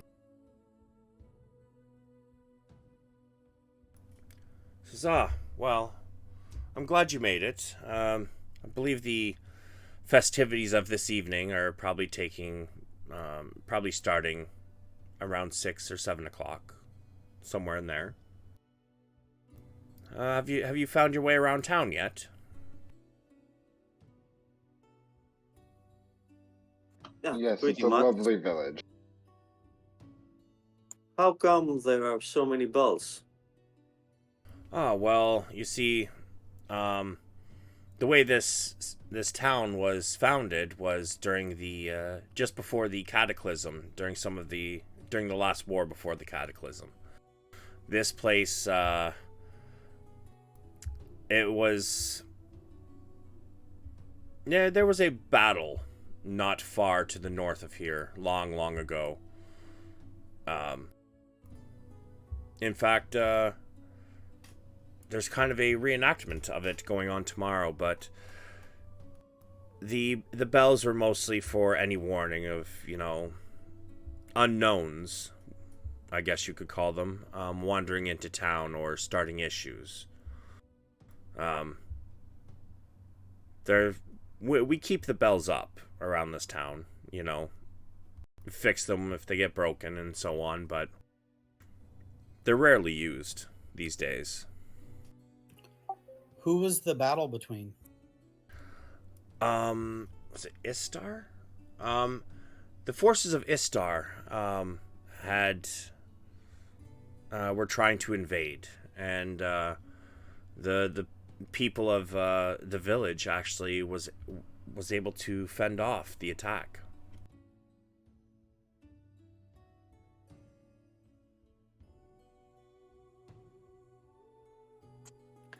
We met a very peculiar guy.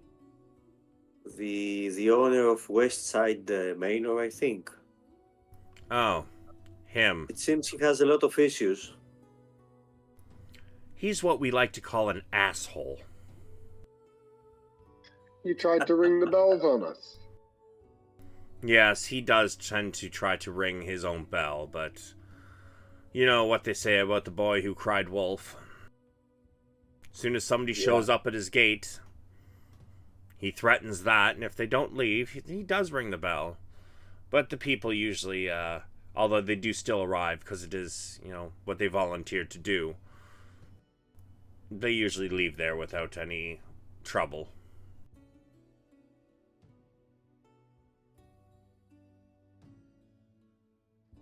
Why is he so crotchety? Well, he likes to tell people that... give me 1 second, gotta find that. It seems he has illusions of grandeur. Oh, very much so. He's a noble, and although he likes to say that he believes he's living in exile, he claims to be living in exile after raiders burned his family home in Estwild. But the rumor is that both him and his son were driven from the region and sought anonymity. I hate that fucking word.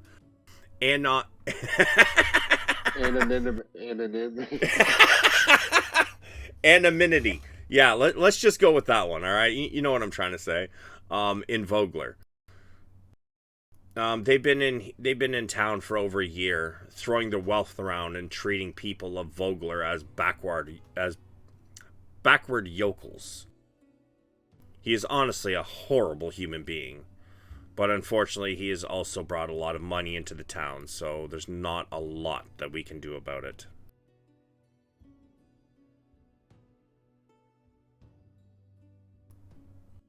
How about Fair his enough. son?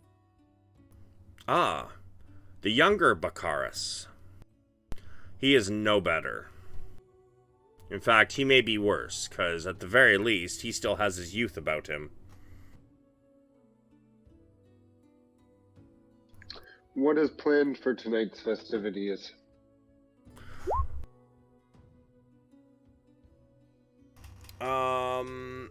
Give me 1 second. I need to look something up really quickly.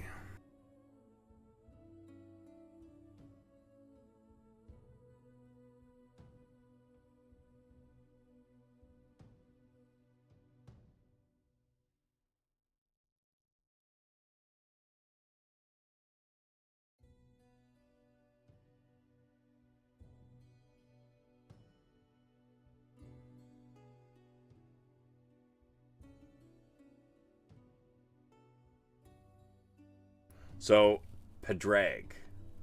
I don't see him mentioned anywhere in your backstory. Friends and enemies. Oh, in your bio section.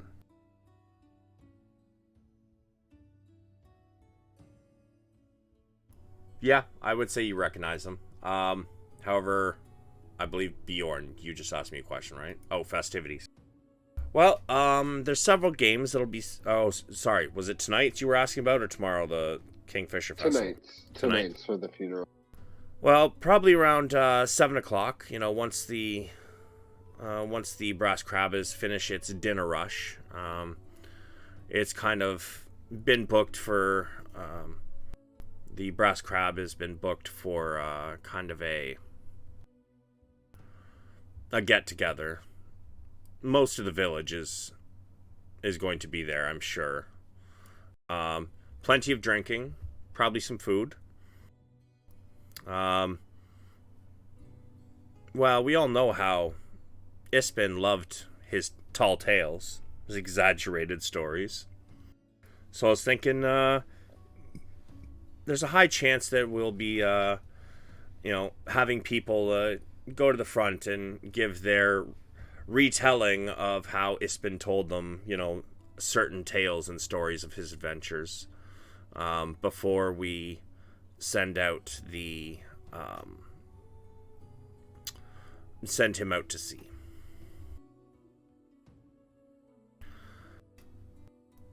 I'm sure there'll be plenty of time to just have a, regular reception, meet and talk with each other and whatnot. It's nothing extravagant. I would mention to the party that my father had financial dealings that didn't go well with Baccharis, but I don't remember if it was the older or the younger of them. How long's it been since your father passed? He was never found. 6 months since the boat went missing. I'm gonna say it would definitely be the father.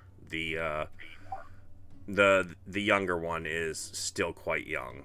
Probably not really a businessman, more of a spoiled rich little shit. Okay. Do they have the same name though? Yes, Baccharis is the last name, so I believe. Or no, Estide is the last name. So the younger one, although it just says Baccharis the younger, it's gonna be like Baccharis the second. Okay.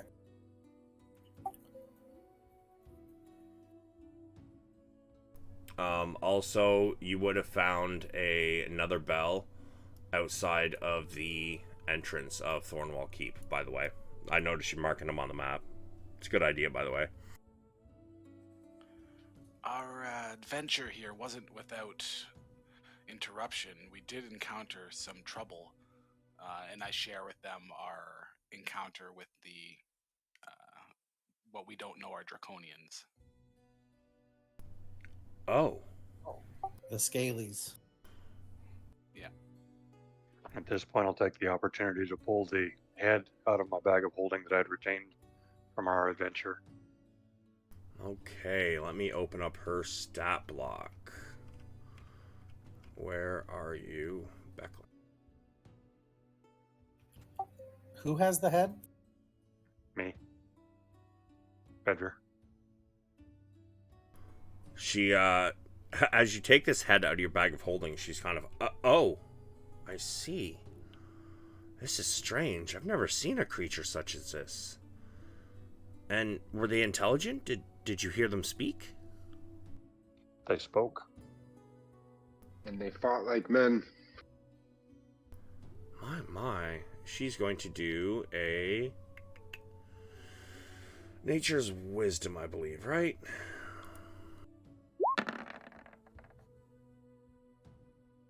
But she's going to have disadvantage because she's never seen anything like this. I don't know what this is. But who did they attack?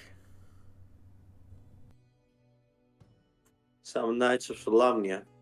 Unfortunately, they fell. We arrived right at the tail end of their encounter and dealt with pretty much all of them.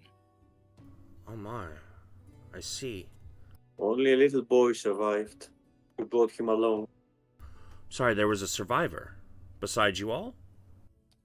Yes, Yeah. a boy named Reese. He's with the mayor now. I see. I shall have to have some words with him, before long. But, do you happen to, what did you do with the bodies of the fallen knights? We gave them a proper burial. They marked the graves in case the bodies needed to be recovered. I see. And did you leave their pendants with them, or did you bring them? We left them with the bodies. We buried them with them, right? So it was underground, and The pendants? I thought somebody took them. I remember saying that I had the idea to use them as markers, and you said that they would probably get stolen. I can't remember if somebody put them in their pouch or if we buried them underground. I think you said you put them on top of their bodies and buried them and then marked their graves. I know that I know Bjorn used his claws to or no, somebody used a dagger, I think, to actually carve names into the post. Yeah, into the sticks, because I tried to use an axe and it wasn't very good, and somebody had a dagger. Yeah. So then we would know their names, but we didn't bring the pendants. Oh, I see. And which order of knights of Solamnia were they from?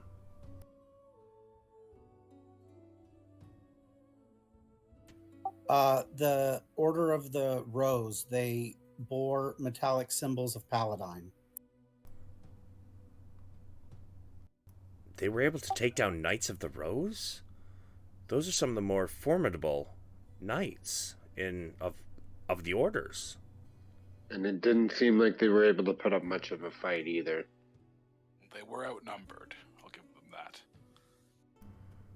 that. Two of them managed to escape. We hunted them down, but to no avail. I see. The one that escaped was a spellcaster, I think. They are even intelligent enough to cast spells, you say? This is grave news indeed.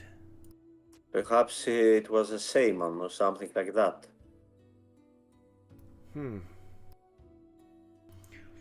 Do you know the names? Would you be able to write them down for me? And she kind of goes over and she pulls out a small scroll and a ink pot and a quill. I wrote the names down. I'll put them in chat in a second. Oh, it's all right. If you're able to write them down, you can just write it on the scroll. Okay. Yeah, we'll write Xander, Bartholomew, and Centalio on it. Okay.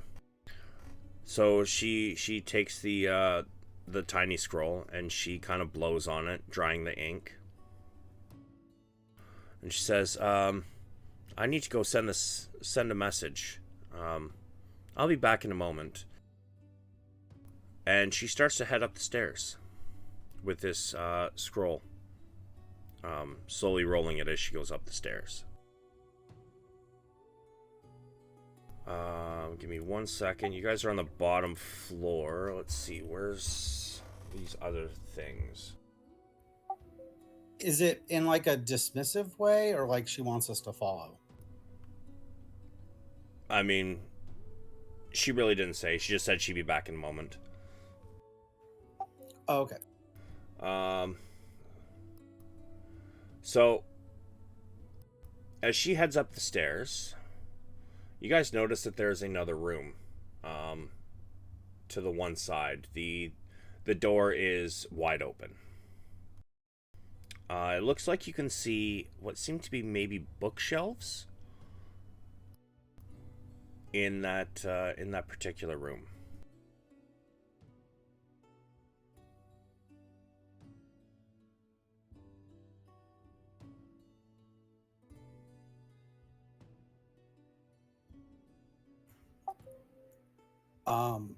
How far away is it? 30 feet. I'd like to approach, and I'm curious if there's any like atlases or books of maps or anything I would recognize from my past. Sure. As you walk in, you notice that there do seem to be several books on the bookshelf. This is a probably about 20 by 20 room with several bookshelves. Bookshelves lining the wall and a few in the center of the room. There also seems to be a small desk and a chair. You also do notice, however, that there is kind of a musty, almost moldy smell in the room. Give me an investigation.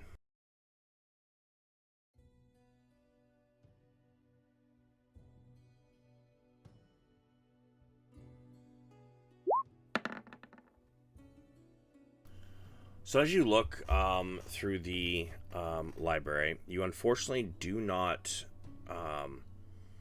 really find any maps and atlases, such things like that, that you would recognize.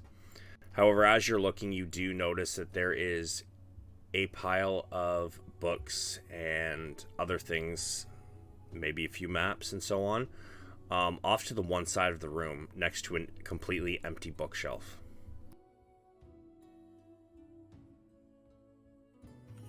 I'll look at the maps and see if I recognize them. As you pick up, as you go to sift through this pile, you begin to realize why this pile is away from all of the other books. Nothing in here is legible. Everything over here is just covered in mold. Completely water damaged beyond any kind of ability to read it.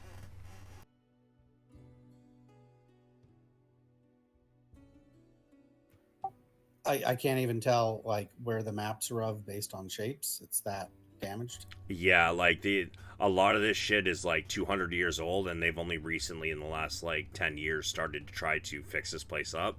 So a lot of the stuff in here. That's why this particular pile is separated from everything else, is because 200 years of a crumbling tower. It's very moldy and musty. Does this place have mice?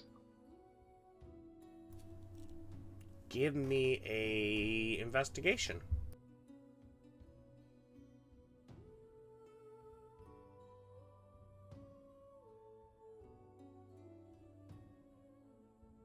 You don't find nothing. I'd like to look at the bookshelf that's empty, to see if it has any damage, or like if the wood is rotted or moldy, or if there's I'm also going to look up if there's like a hole in the ceiling where maybe everything on that shelf got wet or something? Yes and yes. There's definitely a hole. Um, although it does look like it has recently been taken care of. But you can definitely see that where the that it there's a new brick in there with some fresh mortar. The Okay. wood itself is also even as you get closer to the shelf, you don't even need to see the mold. You can smell it.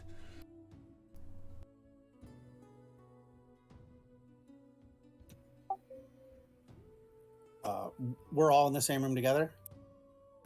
Nobody else mentioned they were coming in, but do you guys want to join them?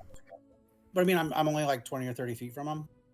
Yeah, like the library is its own separate room, but like the room is about 20 to 30 feet from. Oh yeah, I think I said it was 30 feet from where you guys all were. Okay, I'd look to the guys and say that my mom would cry at the loss of this many books. I've never read a book.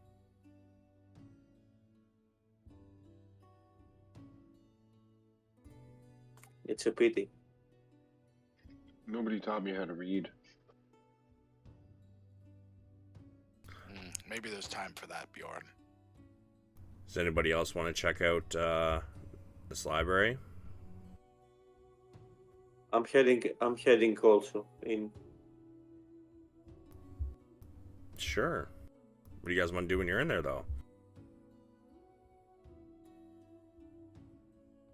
Just looking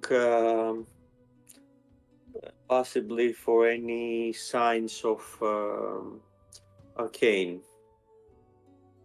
You're looking for arcane books? Yeah. How long are we?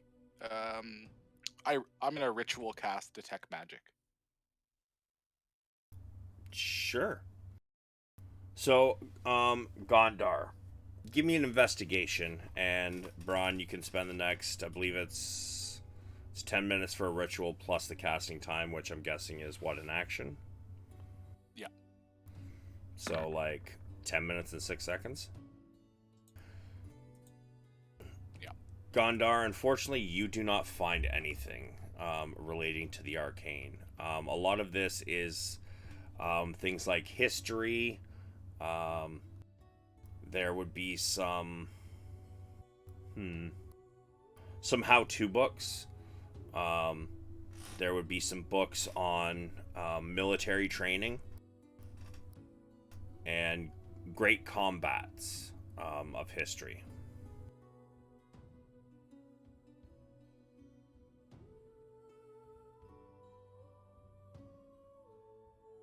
Okay.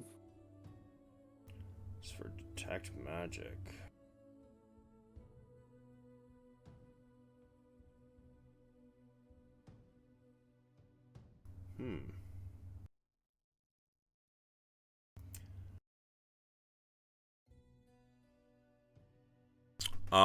So since detect magic is going to take you 10 minutes to cast, we're actually going to take a quick 10-minute break for bathroom, etc., etc. So come back at 10 after. All right, everybody, is that good? Yep. Sounds good. I'll just keep casting the spell. Should be ready when you guys are done. Perfect. We'll be back in a moment. Careful on your concentration.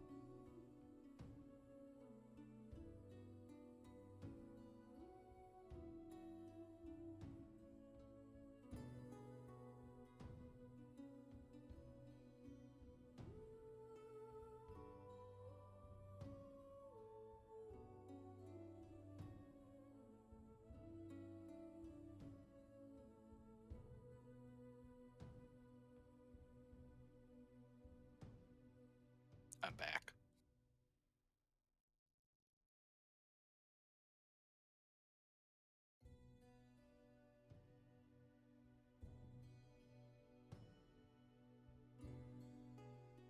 I'm back too.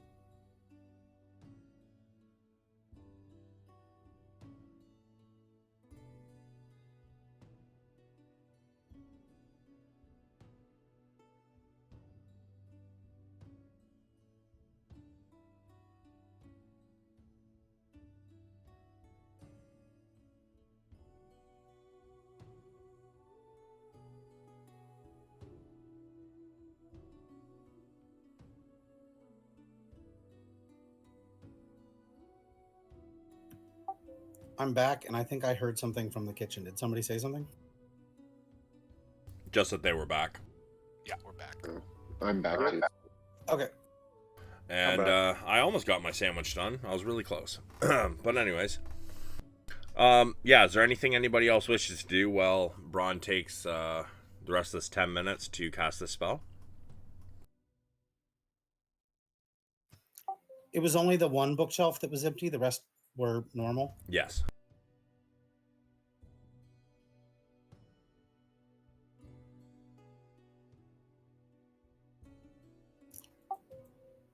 I can't think of anything else because these aren't my books. I was just seeing if I recognized anything from my past or family stuff. I'm gonna put on my fire truck outfit. Or not my fire truck, my Mayor of Nottingham outfit. Yeah, sure. Just gonna get changed in front of everybody. I'm a bear. And the bear balls swinging in the breeze. Yeah, sure. So you take a few minutes, get changed and whatnot. But as everybody else is kind of just walking around this library, Braun, you finish your ritual spell of detect magic. This place is old. I wonder if there's anything here hidden. You do find that there's one book. It seems to be hidden in the back. That's glowing. However, as you head towards the glowing, you notice that it seems to be hidden in a wall. Can I investigate the wall and take a look at the type of stone that it is and see if there's anything funky about it? Yeah, sure. Give me investigation. At advantage. Stone cutting as well. Is this a history check or intelligence? I guess it has to be history. Has to be history. So sorry, this is intelligence. Actually, you know what? You don't even have to roll because you can definitely see that there's something glowing. However, normally the item itself glows, but it seems to be the glow you are seeing seems to be coming from cracks in a brick. The glow's coming from the cracks, not necessarily from an object behind this wall. Don't know. You want to check it out? I'm gonna hand him a dagger. Yeah, I announced to the team that I'm investigating this and that there's something going on over here. I hand him a dagger and say, "Here, use this to get rid of the brick." Well, I'd say we don't use daggers. Perhaps there is some hidden vault or something. I'd say we check about that. Could be a trap. That too. I investigate it. I go over to it and check it out. I don't prod my finger right in, but I get closer and I get close enough to about touch it. All right. In that case, you can give me your investigation.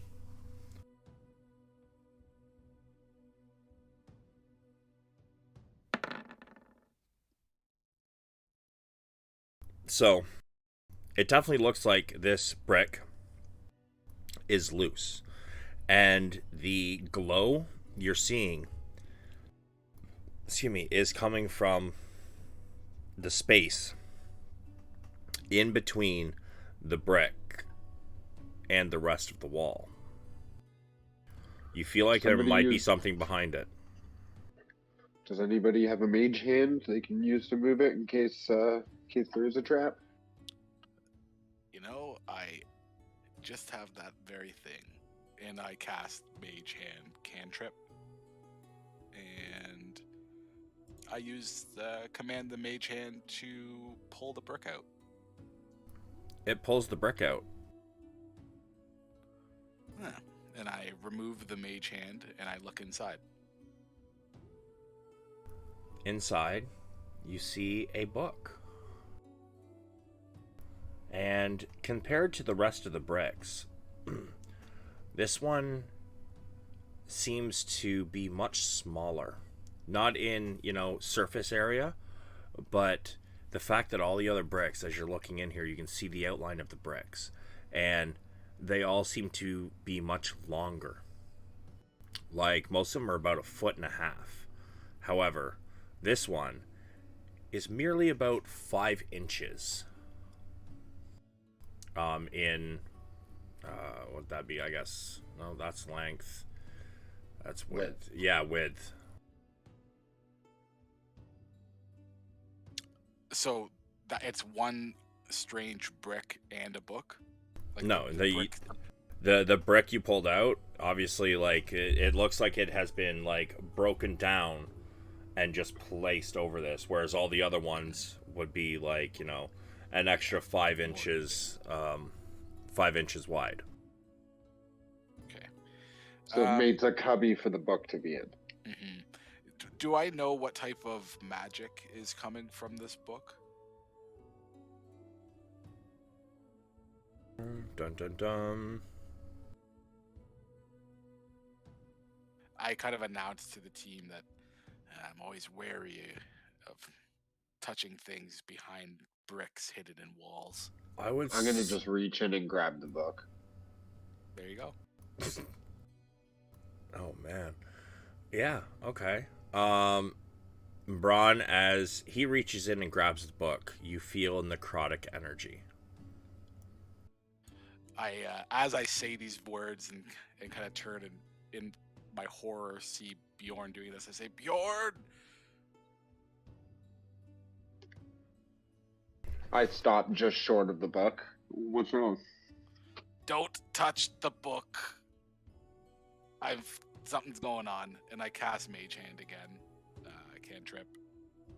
I say, let's take the precautious approach here, and I just kind of pat him on the shoulder and pull him back.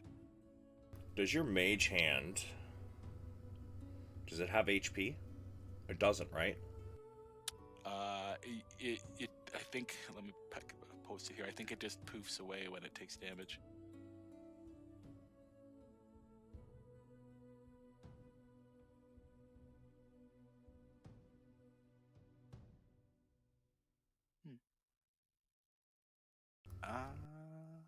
Well. Can't attack, activate magic items, or carry more than 10 pounds. So, I'm going to say, as your mage hand pulls this book out, the book itself, you realize, is not what's glowing. However, as the book slides out, you notice a sigil right before it goes off. But nothing seems to happen. What does the sigil look like? Give me an Arcana.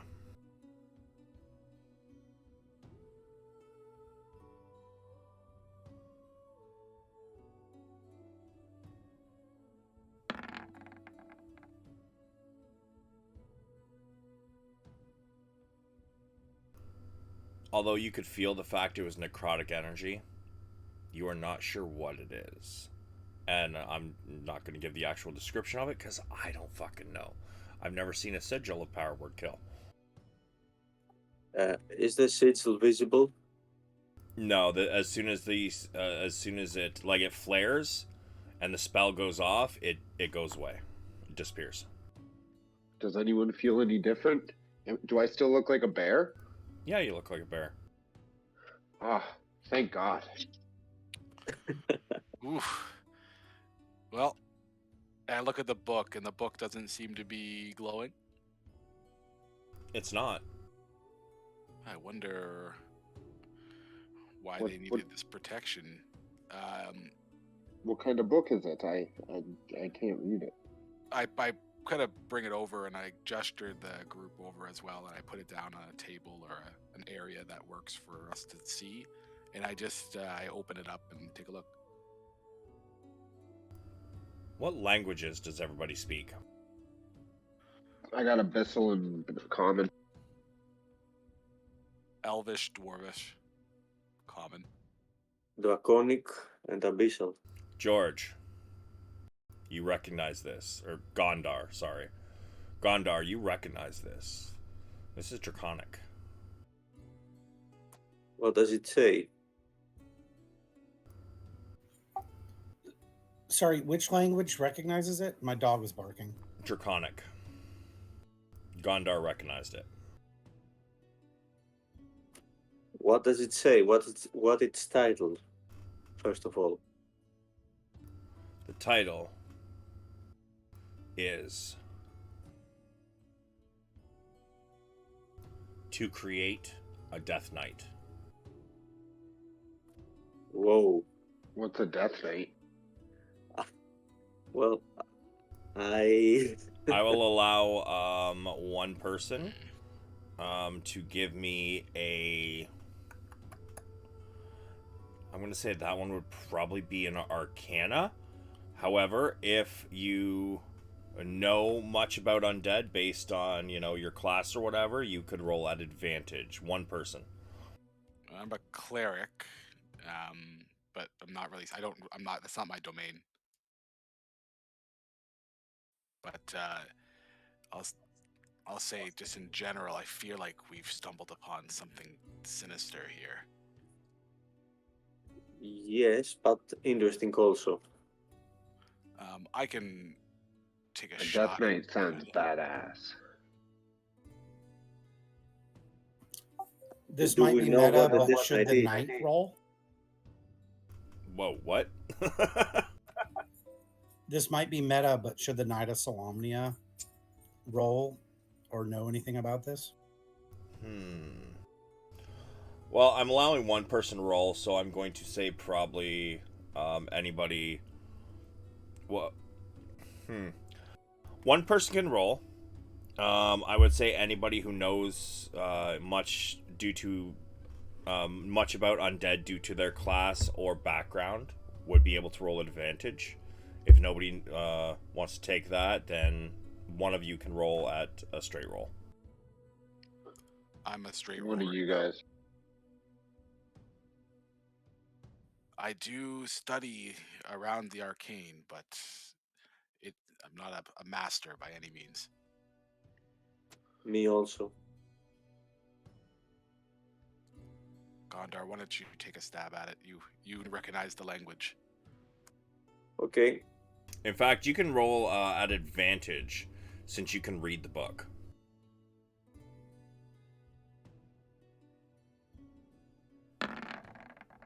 Ooh, look at that. Look at them rolls.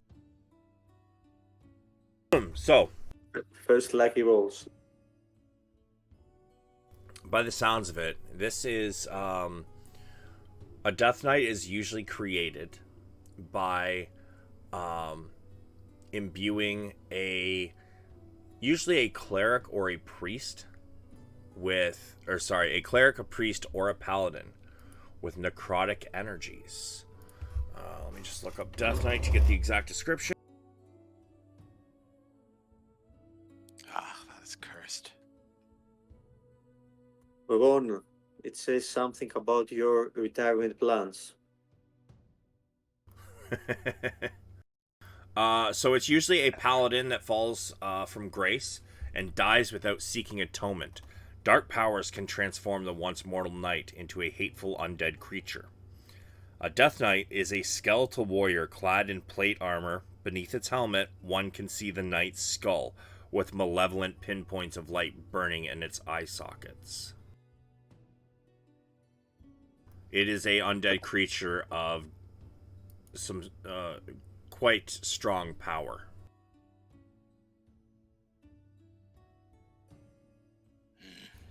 We should sell it. Jesus Christ. Get We more should- money for whiskey. We should burn it. Yeah.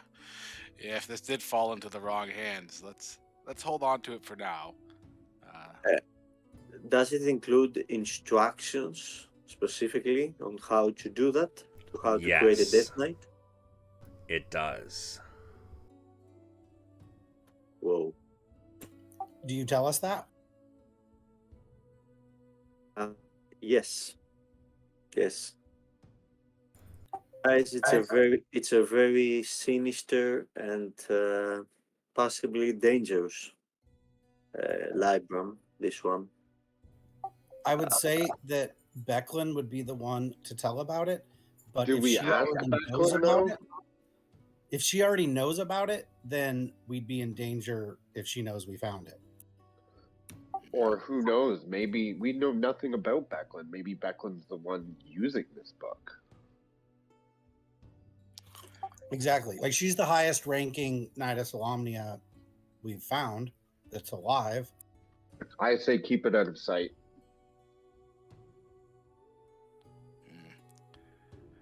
With that being said, I put the brick back that we took out. And just to be clear, the energy has dissipated. Yes. Okay, yeah, I put the brick back. I would also like a history from one person in the group. In fact, I would say if you guys choose the Knight of Solamnia to make it, they would have advantage. All right. I can help him know history good. Go for it. The only problem is I wouldn't have walked into the library because I would perceive the place as hers and wouldn't want to walk where I wasn't invited. And I was doing magic things. Fair enough. So, you guys got options. You can either, one of you others can take a roll at it, or you can maybe go ask him to take a look, and it's up to him whether he wants to take a look at it or not. I know history pretty well, but at this low level of a paladin and not being a Knight of Solamnia myself, it's like academic, not personal knowledge. This would be this would be like, yeah, you could roll if you want. Send it. Ah, Oof. Nope. Nobody can put the finger on it. Well, I'd say we keep it a secret among us and try to elicit some information from Becklin to see whether we can trust her or not. Mm-hmm. Let's not spoil the festivities tonight, and keep this to us and think about what we found. Certainly keep your eye on that book, though. Where is Becklin? She's been gone forever. Funny you mention that. As you say that, you hear behind you, "Oh, I'm right here." Well, I try to stash the book in my bag. She hasn't actually come all the way down the stairs yet, and the corner of the, like, where the stairs ends is around the corner. She's just able to hear you, but you do hear her footsteps getting close. Okay, so I stash it in my bag Sure. and Just as you finish stashing it and kind of close up your bag, she comes around the corner. I just sent word to a group of Knights of the Rose. They should be notifying the loved ones and so on, and the order pretty soon. So, I see you found my library. I would ask her if she needs better directions to where they were interred. No, that's what the Raven is for. I have a name of the head of the order, so I just give my magic Raven the name, and it heads that way. It looks like there was some water damage in the library. Yes, that is a job I was going to do in the coming days. Gonna haul all that out to the outside there and burn it, but it has been a little bit wet, and it looks like it's gonna start raining again pretty soon. Yeah, it was really moldy in there. Wouldn't It's a imagine shame I spent a lot of time there. It's a shame I love a good book burning. Oh my god. She looks at Bjorn very strangely, considering he plays a lute and whatnot. He's, yeah.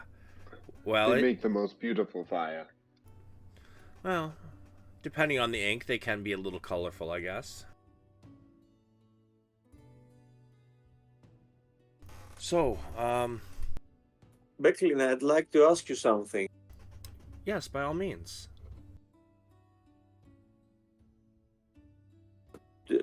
Have you read or tried to read any of these books? Not the ones in the pile. They were far too rotten when we actually got in here to start clearing things out. Those ones there, actually, that one brick I think must have fell out in the last few weeks, maybe a month or so, and I hadn't noticed it. So that's why those books are all moldy. But As for the rest of these, I really haven't had time. I do love reading, but unfortunately, between dealing with this tower and such, it takes up most of my time. Okay. Well, do you happen to know who was the previous owner of this library? Oh, well, nobody's really been here up until, like, the last decade or so when we've been trying to restore it. Before that, I don't think anybody. Technically, I don't even own it. I just sleep here while I fix it, but nobody really owned it. It was just, part of the town until it started to crumble.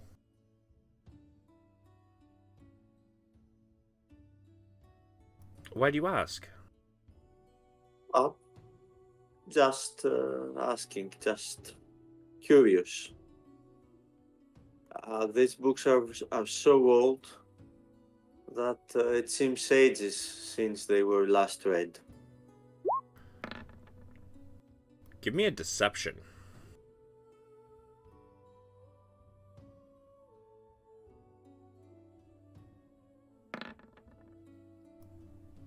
She says, "Oh, okay.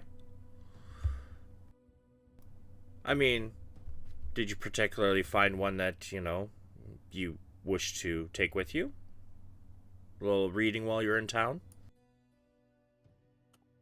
Well, there are the language, the texts are not so legible. Well, not those ones in the pile, but I believe most of most of the rest of these should be rather legible. And Oh, there, so there are about, like, I don't know, in the room. If only one of them's busted, I'm gonna say probably a good 15 bookshelves that are still decent, full of books. Do you have any with pictures? She chuckles. Maybe. Hold on a second. And she goes, looking through a couple sections. She's like, here's a picture book. I grab it, say thank you, and I crack it open and start flipping through the pictures in it. A fine book indeed. did you perchance catalog all these books? Oh goodness, no. That's gonna have to be something for, once the tower is finished rebuilding, which I'll be honest, I don't even know if I'm gonna get it done in my lifetime. A keep like this, it must hold some like mysteries back from the war, right? Did you find any secret rooms or anything? Anything cool? Trapdoors? Not really, unfortunately. Well, there was one. It seems that there was an escape hatch, a small tunnel. Most of the tunnel, however, is collapsed. I believe it leads to the north. As it says that she hasn't found any secret doors or etc. etc. I'm trying to decipher whether she's telling the truth or not. Give me an insight.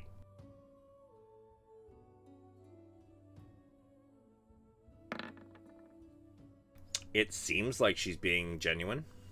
Can I give an insight as well since I was talking to her? I mean, you were asking about picture books. Yeah, but I also asked her about trapdoors and hidden things. All right, sure. I'll allow two people to do the insight.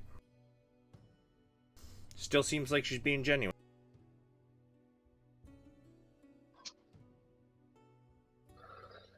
Well, is it almost time for the festivities? I feel like we've been out in your hair forever. I believe it's still a couple hours away, but by all means, you might be more of the town you wish to discover. Is there any points of interest in the town you think we would like to see? We've seen the town square and we've seen the crab. Oh, there's not a lot, honestly. I mean, you might be able to pay a ferryman just to kind of take you up and down the river and see the scenery. It's kind of a boring town, I'll be honest, and not much happens here. I'd ask her if she knows of better food and drink than the Brass Crab, because I heard tell of some there. Oh, And we already met Barnaby, the ferryman. well, the only two places in town really to get, well, I mean, if you're looking for a sit-down meal, it's basically the Brass Crab or the Fish Bowl. Those two places are, the Fish Bowl is a little rougher, but some say that the fish pie is better than the Brass Crabs. Other than that, you can sometimes around in the market or just around the village circle, you might be able to find some like street meats and whatnot. You had me at street. Becklin, I'd like to ask you, what has become of Kajal? Oh, she actually runs a mercenary group. In fact, they're actually in the area. I believe she's supposed to be coming to the funeral this evening. That'd be nice to see her again.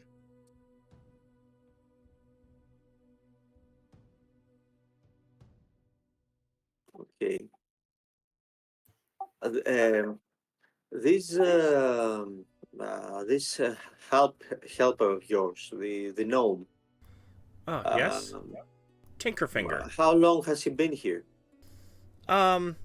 He was actually well, you see, Ispin and myself were both trying to restore this place, and Tinkerfinger was hired by Ispin.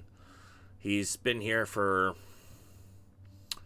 probably, I would say, 3 or 4 years. In fact, a couple of years ago, he added a new attraction to our Kingfisher Festival.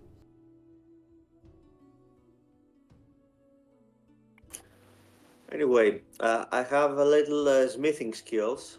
If you need any help, do let me know. Ah, smithing skills. By all means. I mean, she kind of like reaches over and picks up one of her tools, and she's like, "Have you seen these?" This particular wrench is just rusty. Like it looks like this shit would give you tetanus if you touched it.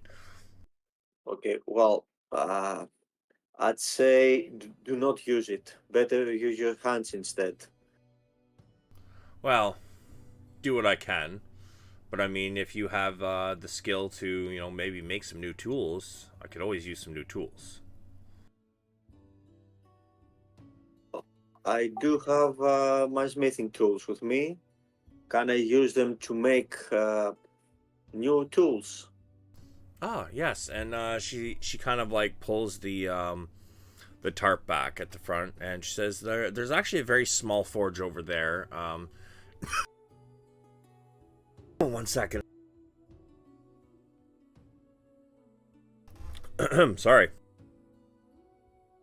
Tinkerfinger set it up a while ago, but he always seems too busy to actually make some tools. But I mean, it's there. If you have some time before the funeral tonight, and you got nothing else to do. Well, I'll get right on it. I'd like to ask her about the bridge. Sure. I'd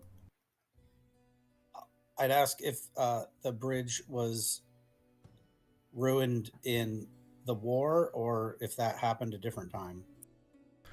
Or the battle, I mean. That definitely happened during the war.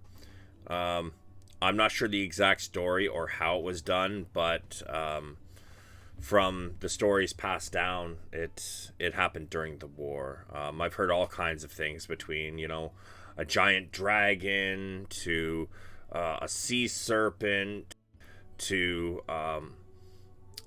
pirates.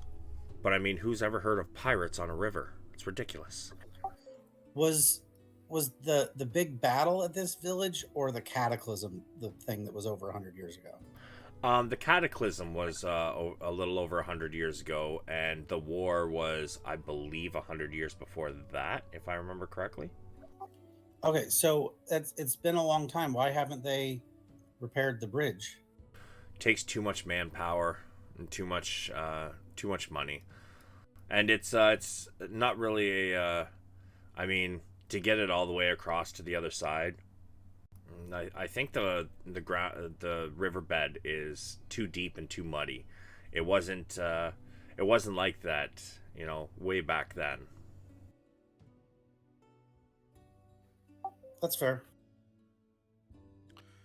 Beckland, I wanted to also share that I've heard some rumors in my homeland before I set out on this to come here about Kerr and the potential of a powerful warlock or some powers rising there. Outside of our issues with these scaly things, have you heard anything about that, or is this news as well? Sorry, are you telling her about your wartime rumor you've heard? Yep. And which rumor is that? Give me one sec. I'm looking up the my book. Kerr powerful warlock.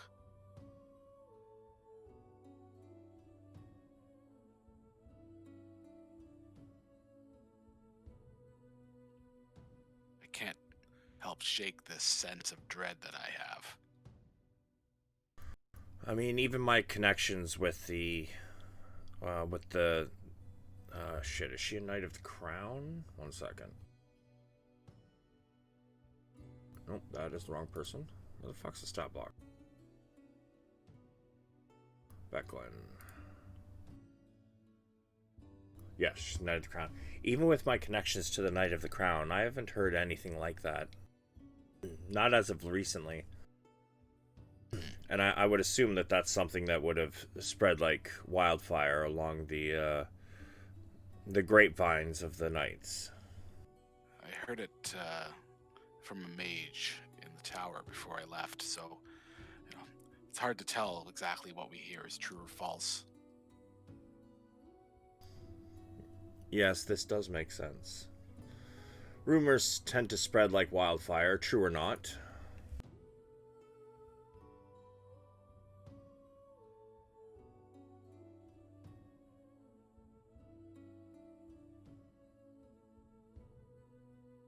Gondar, would you like me to show you over to the forge? Yes, please. What kind of pictures are in my book? Hold on. I'm working on somebody else right now. I go with them. I want to try to start the fire. Sure. She takes you over to the forge, which is over here. Although the forge is still kind of put together, the roof on that of it is kind of a little ramshackle. It's not looking so great. So Becklin, Gondar, and Braun head over there. Where's everybody else going? I'm sitting on the floor drinking whiskey, looking at my book. I'll keep looking at the books on the other shelves and keep them company. Okay, sounds good. Yeah, I'll head over to the forge.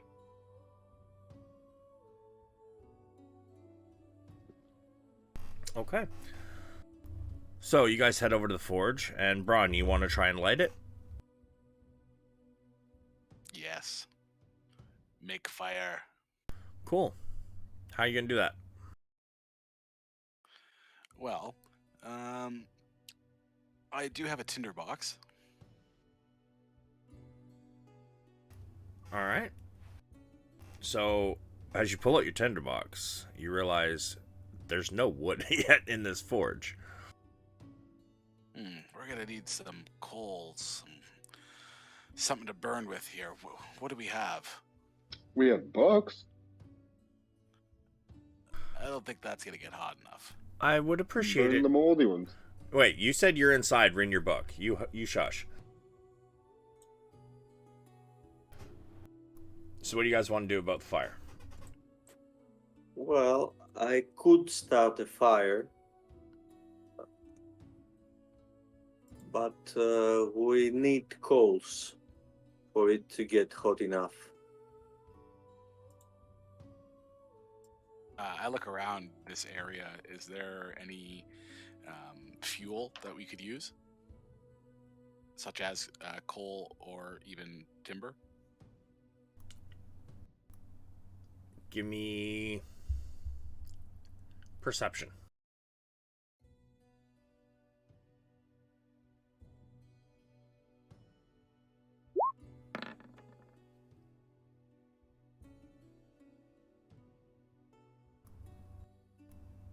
Yeah. You actually are able to find a bag of coal. Not too far away. Pretty much just like over here. Seems to be a small shack. Although there's no door on it, there does seem to be some coal and such in there. Yeah, so we grab that out and we put a bunch in and try to start it conventionally with the tinderbox flint. There's no need for that. I cast create bonfire Nice. until the coals get hot enough. Okay. Yeah. Bron's impressed. So it doesn't take long before you are able to notice that the coals are getting red hot. She says, in the shed there should be some steel as well that you can probably melt down and use. Okay, we'll use that. Sure. You go in, grab the steel ingots, bring them out. You start to smelt them down, take out all the impurities and such. Well, since we're together, I start a conversation with Braun. Braun, if I heard correctly, are you a priest of Sirion? That is correct. I've been a follower of Syrian most of my life. Do you Well, worship any gods? yes, the same as you. And I think that I was approached by an agent of Sirion. I can't explain it. It's like a dream to me. Syrian works in some strange ways. I've had visions most of my life, but Syrian saved my life. I called out to him in a moment of desperation, and flames erupted from me. Ever since then, I've devoted my life to his path. Well, I had an unfortunate turn of events at my homeland, and I found out that Sirion was helpful. That's good. What happened with the mage? The mate? Did you say something earlier about having an image with it, or is I- that what it was? I had a dream, an angel of Sirion guiding me We and have giving me strength and powers. we've had very similar experiences. That's interesting that we've been brought together on this. I must confess, and that to you alone, that I'm a hexblade. I'm a warlock. Mm.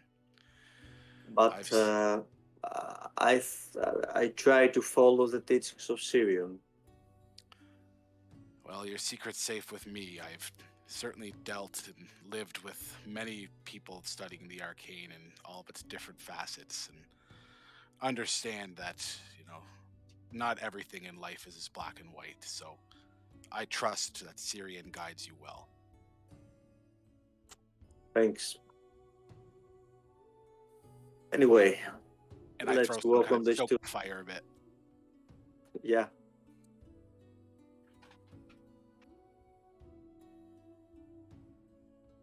So I try to prepare these tools to make them. So what you're gonna do is to actually make these tools. It's probably gonna take you a good, I'm gonna say 2 hours or so. So you can roll me 2 blacksmithing tool checks. So in your under your proficiencies, where it says blacksmith tools, you'll click on that and it's going to ask you a query. You're going to choose because it's blacksmithing, I'm going to say it's going to be strength.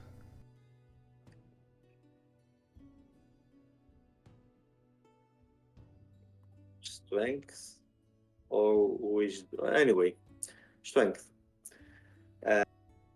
Yeah, so just select strength and then hit OK, and it should roll it for you. Okay. I'm asking Braun for guidance, if it's possible to have. Absolutely. I cast guidance. So you're going to Thanks. keep that up over the next 2 hours? Yep. All right, cool. It's a cantrip, right? Yep. I'll post it.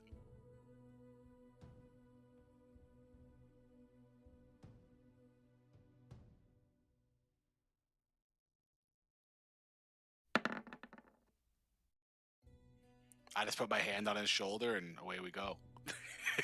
God damn, okay. I didn't need it after all, but thanks anyways. You still need a second roll anyways, because it's one check per hour.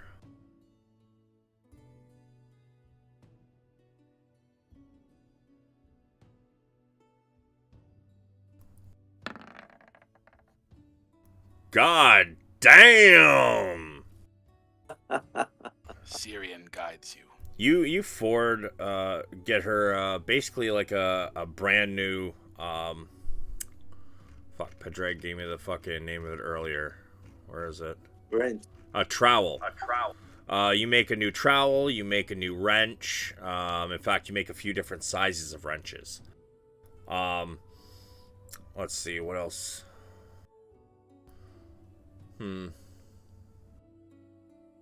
I guess that'd probably be all she would really need, right? A trowel and a set of wrenches, really.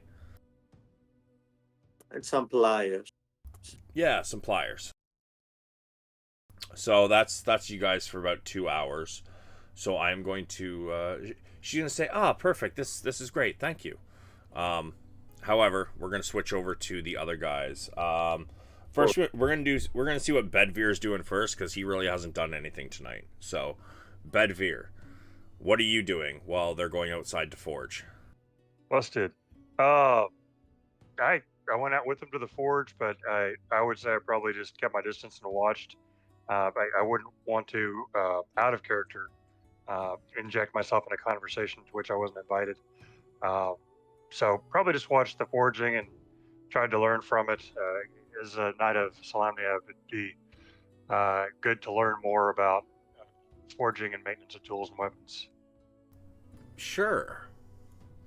You are so you're kind of like without actually doing it yourself, kind of learning, sort of. Is that what you're after? Yeah, exactly. Watching, trying to learn about things that I don't know yet that would be useful in my vocation. Sure. So as you're watching this, I would like you to give me. Oh, what kind of role should this be? Fuck, this is a difficult one.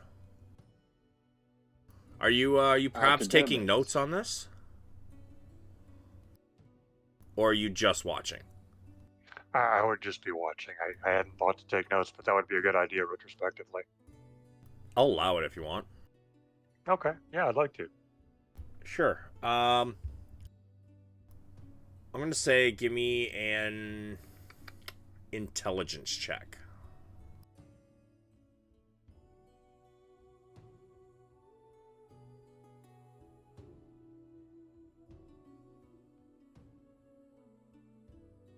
Shit, sorry about the advantage. That's fine. Still, that is, I'm gonna say 1 success of 20. So make sure you write that down somewhere. Learning to blacksmith, 1 out of 20. Excuse me, 1 out of 20 successes. Will do. Thanks. All right, so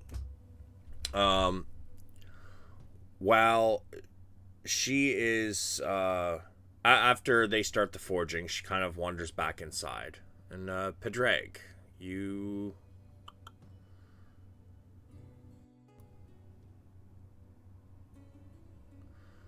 she notices you in the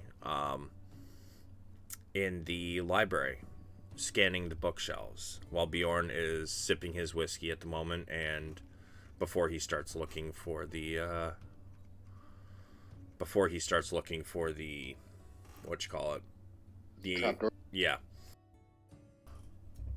She walks in. She's like, are you looking for something in particular? My parents have both published works in history and maps, and I was just curious if anything of theirs was here or if this is all older. Well, that shelf over there, the one that's ruined, is where most of our maps and such were kept. But what kind of history did your mom write, and what kind of and what was her name? Shit. That's a mighty strange name. Fiona the Armada. Oh, I see. And what kind of history? She was a generalist. It was her books covered great swaths of history, more than focusing on any one particular event. Ah, so she didn't Like- write books. She wrote tomes. Yeah, like trends and patterns more than deep dives into one specific thing. I see. Give me an investigation at advantage since she's helping you.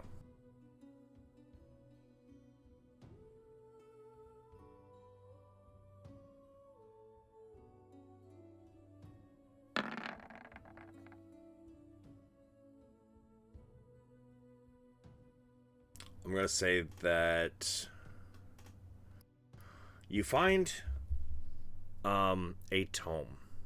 However, it has been damaged. It's ripped in half, and you are not sure where the other half is. She's not either.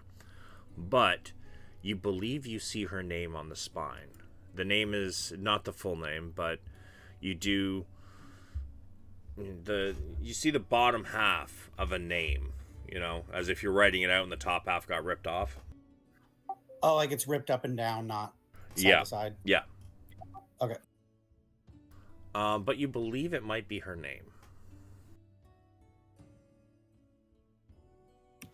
I would say this book appears damaged. Do you know where the other half is?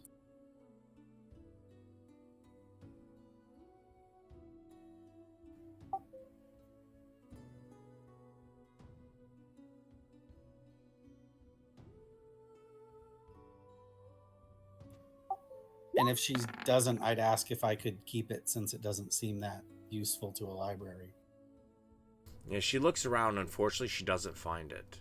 But she says, yes, by all means. It's only a partial book. Has no real significance here. So, yes, if you wish to keep it, by all means.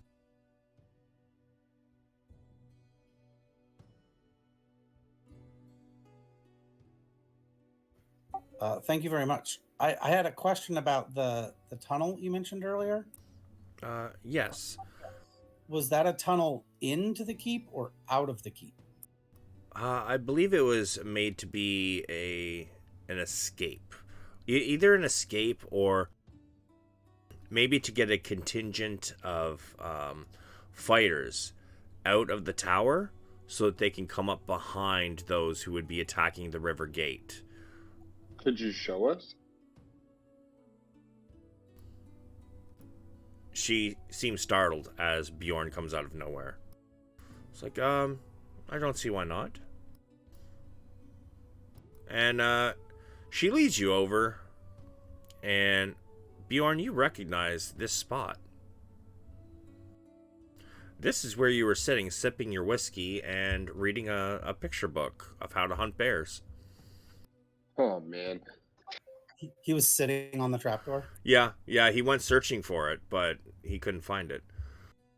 And it's because it was too where he shocked by all the started. dead bears in my book. Or, I mean, the fact that you said you've polished off the first bottle of whiskey. By the way, give me a con save, please.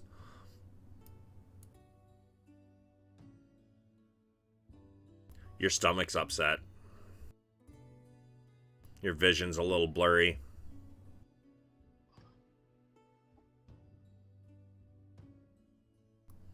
Probably why you couldn't find it. But yeah, she kind of removes a kind of a, it's not a rug. It would be a, what looks like almost a big piece of a burlap sack, and she moves it. And she lifts up the door, and there is a kind of a very rusty steel ladder going down into darkness. So I have dark vision, and I'm gonna put on my goggles of night, so it doubles my night vision. Sure. Can I see anything? You see the bottom of the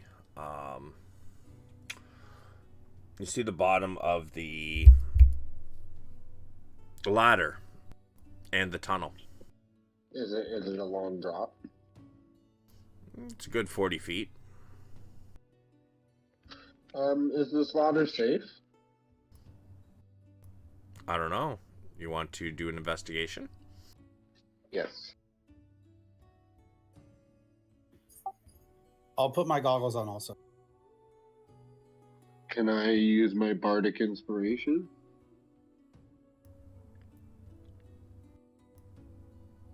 Sure. So which one do I use? What? No, I don't think you can. Post it for me. I'm pretty sure you can only inspire other people. Well, I also have an inspiration point too. You gave us all one at the end of the last game. You want to use your inspiration point on this? Padraig, you see if the ladder's stable. I'm a little bit too big. Not how that works. You already did the investigation. Alright, I'm gonna try and go down the ladder. Okay. As you start to step towards the ladder, Becklin kind of like puts a hand out. She goes, "Be careful. I don't know how much weight this is going to hold." Do you have a rope? I do, but it's, I think, 30 feet.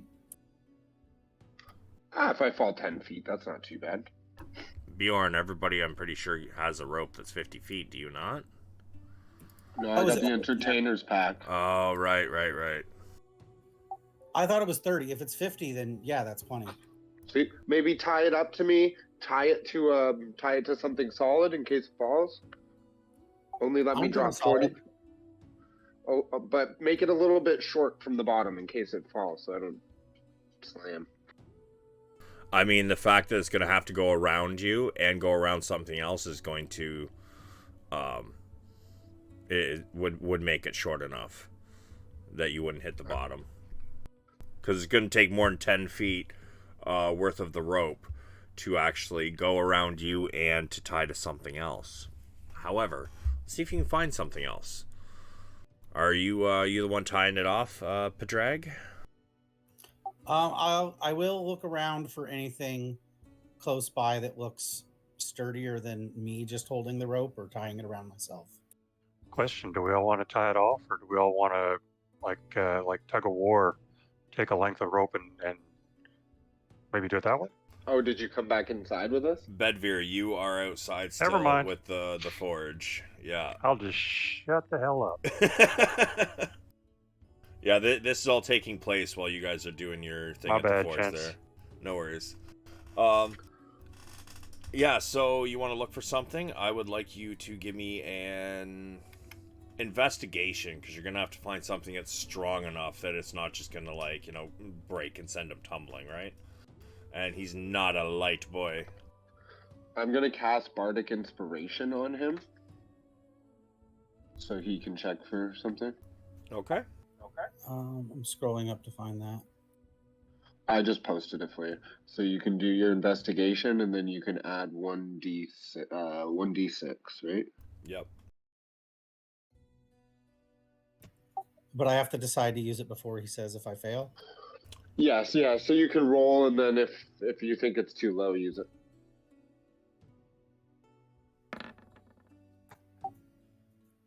I'll use it. Okay. Roll a d6.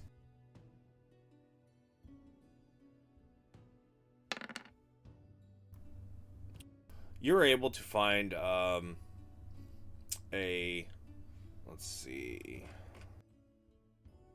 You know what? You find the door to the library kind of off its hinges a bit. So what you do is you tie this rope around the door, and then you turn the door sideways and plant it against the door frame going into the library. Nice. I'm gonna start to climb down the rope, or not down the rope, down the ladder very carefully after I'm tied off. I would like first, Padraig, I want to see how well you tied that rope. And Bjorn, did you tie the other end around you? No, I let him tie it. I don't have very good fingers. I would like 2 survival checks to see how well you did.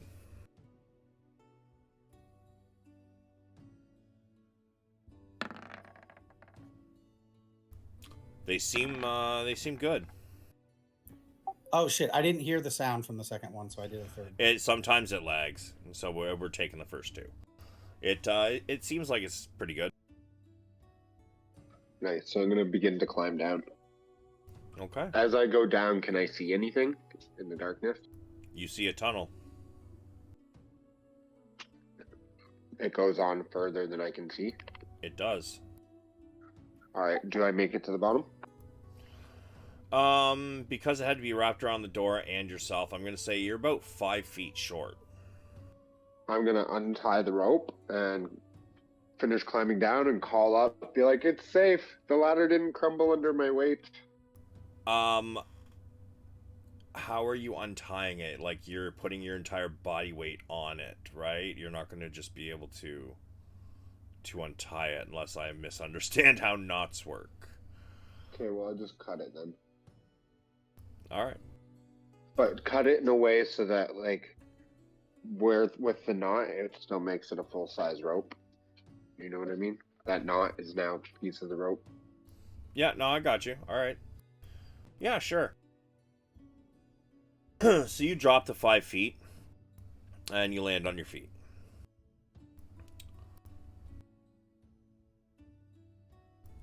Come on down, Padraig. What is the viewing distance with these goggles we got? 60. Double your dark vision. He doesn't have dark vision, so for him Yeah, it's mine's 60. 0. So I have 120 feet. Yeah, and Padraig, you have 60. Okay, so I can kind of see him still. Oh yeah, he's only 40 feet down. Okay. I'm gonna tell him that I want to let the rest of the guys know that we're going into the tunnel. All right. Climbing down. How far away is the blacksmithing thing? Like, if I just kind of raised my voice, do I think they'd be able to hear me, or is it? Could we just get Becklin to tell them? I would say that probably they'd. I'm gonna say, since Bedvere is probably the furthest back, since he's just kind of watching and like taking notes, I would say Bedvere can do a perception to see if he can hear you as you yell. All right, I'll yell. We're going into the tunnel from the library. You receive no answer. Can I yell again louder? Sure, you could try. Would it be performance or intimidation, or how do you roll for yelling? I don't think you would actually roll for it. Bedveer, you could have advantage on another perception.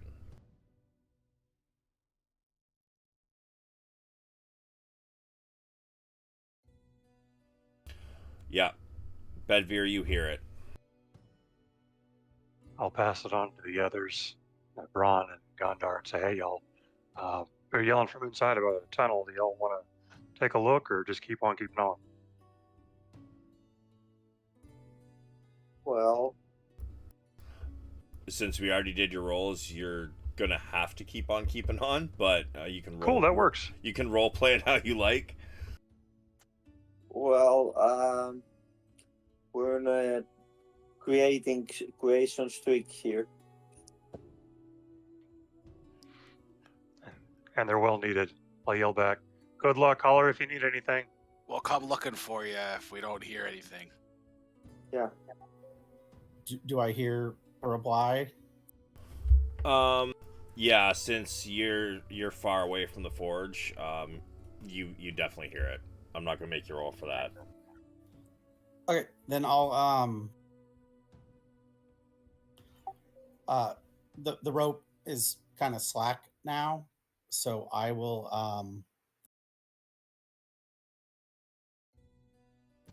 can I like wrap it around my arm, but not so that it's tight, so that it kind of goes with me, if that makes sense. I don't know how to describe Like this. you're repelling. Yeah, so that like as I go down, it'll let me go down, but I have something right there to grab onto if I suddenly fall or try to grab onto. So you've kind of got it gripped in one hand, and it's wrapped lightly around, and your other hand is you kind of got the rope around your back with No, I your want to other have hand. both hands for the ladder, but just have it like around one arm. But as I go down, it kind of lets me. Okay, I see what you mean. Yeah, sure. Like a coil or two around my arm, but not so tight that it doesn't give. Yeah, sure. How much do you weigh?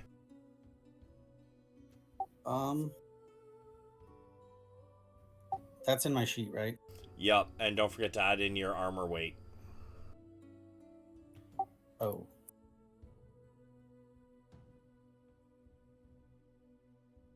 So your character sheet, it'll be at in the bio section at the very top of the page. You might have to mouse over it and hit the gear, and it'll show you. I can't remember. But then add in your it's armor there. weight. It's not including. That's me naked. Yeah. So then, just if you look into your inventory, the number on the right of your armor in your inventory is the weight of your armor. Okay, so I'm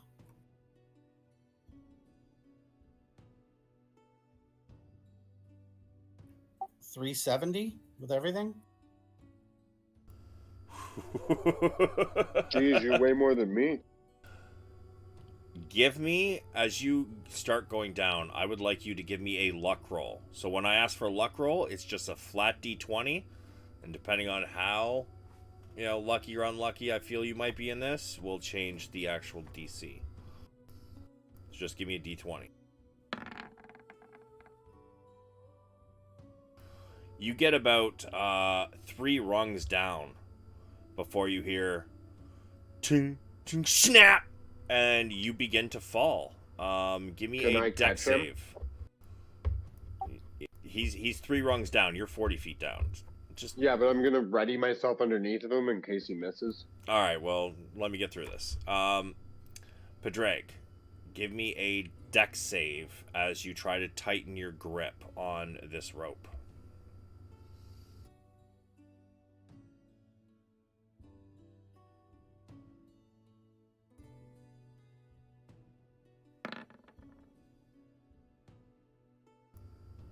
Bjorn, above you, you hear the ladder break away from the stone wall. and you look up in time to see him start to fall. However, you have a choice to make. Do you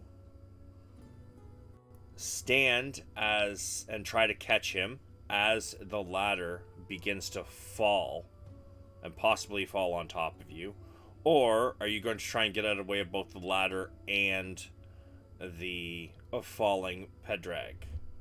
Wait a minute, is it one solid ladder? Yep. Can I try and hold the ladder up against the wall? You want to hold the ladder up against the wall? Yeah, like you'd hold a ladder for a guy going up a fucking ladder on the roof. Like, try and push it against the wall, because it's falling away from the wall, right? It is.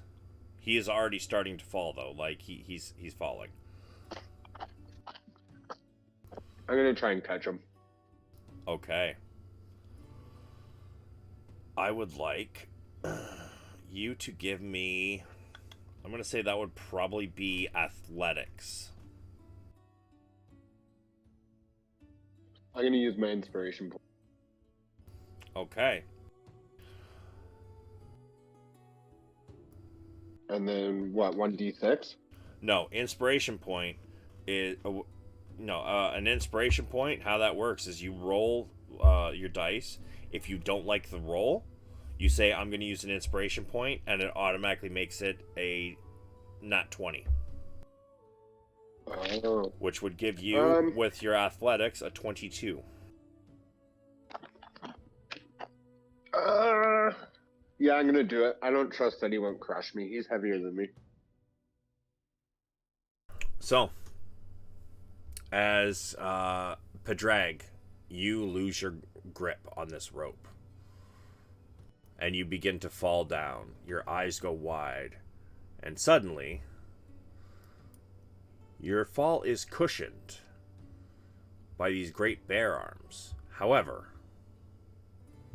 the ladder begins to fall. We quickly run out of the way. You can't. That's why I said you can either move or you can risk the ladder hitting you. And it's going to hit you because it's happening about the same time as he lands in your arms. Now, the way this thing snapped is the bottom rung of the ladder curved into the wall itself. And because of all the rust and, 200 years, it's rusted all the way through. So when he put his weight on it, it snapped. However, as the thing is not wide enough for the ladder to actually fall sideways, but a sharp piece starts to head towards your foot. I would like you to give me a luck roll, Bjorn, to see whether it's actually going to hit your foot or not. DC was 16. You were so close. So as this rusty ladder falls,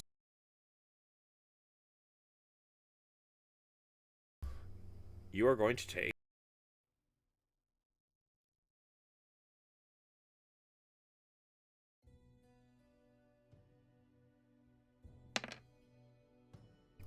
6 piercing damage as it pierces through your foot and pins you to the ground.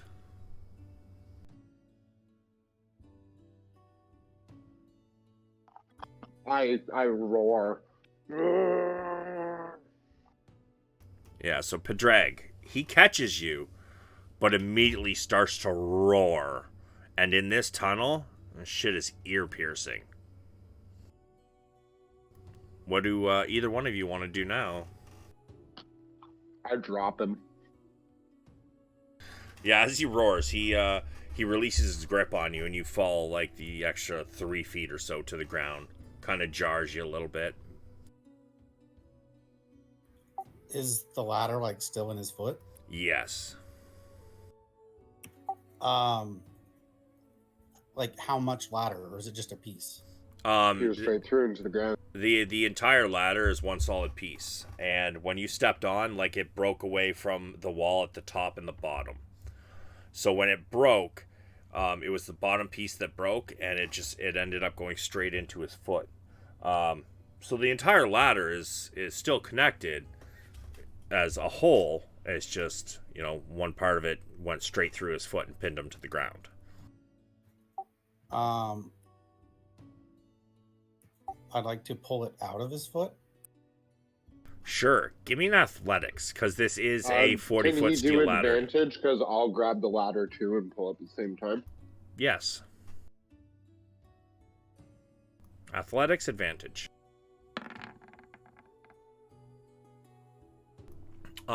Yeah, you guys are able to pull it out enough that it does come out of his foot. How do you guys want to deal with this ladder now?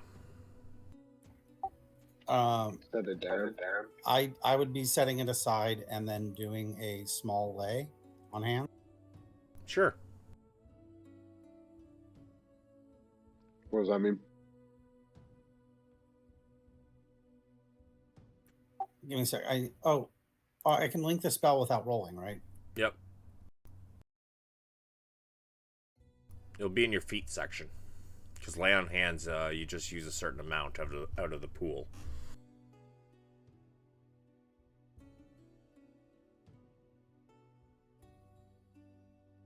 So how many? My pool is 10, so I'll do 5. All right. Nice. Thank you. And then see if I'd ask. Sorry about that. Does that feel better, or do you need more? That's much better, and I'm still quite intrigued with this tunnel. Oh, what a day.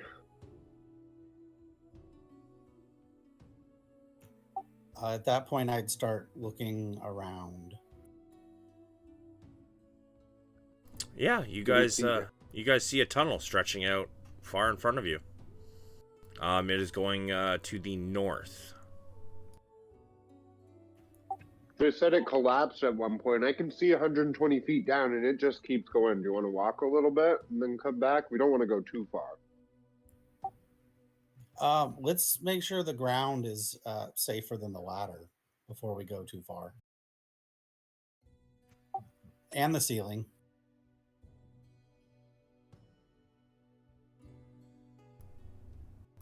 All right, what do you want to do about trying to figure that out? How you want to do that?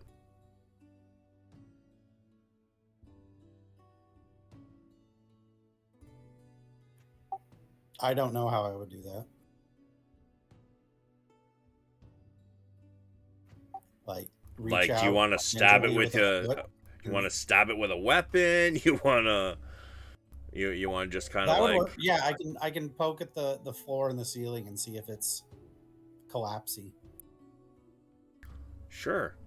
Which one are you doing first? I've got a longsword. I mean, which one are you doing first? I have a rapier, which is like a spear, right? Rapier is like Like a fencing sword. Yeah, Oh. it's a piercing I was sword. thinking of a halberdian. No, I think you're thinking of a pike. Pike is like a really long spear. A halberd is kind of like a long pole arm with like an axe head on the end.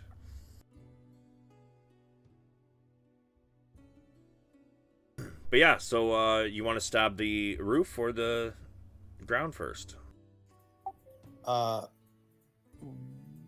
Roof first, but I'm not like. I'm trying to do non-lethal damage. So you're just kind of tapping it? Little poke, but not like I'm not trying to like dig a foot of the blade in. Sure, give me a luck roll.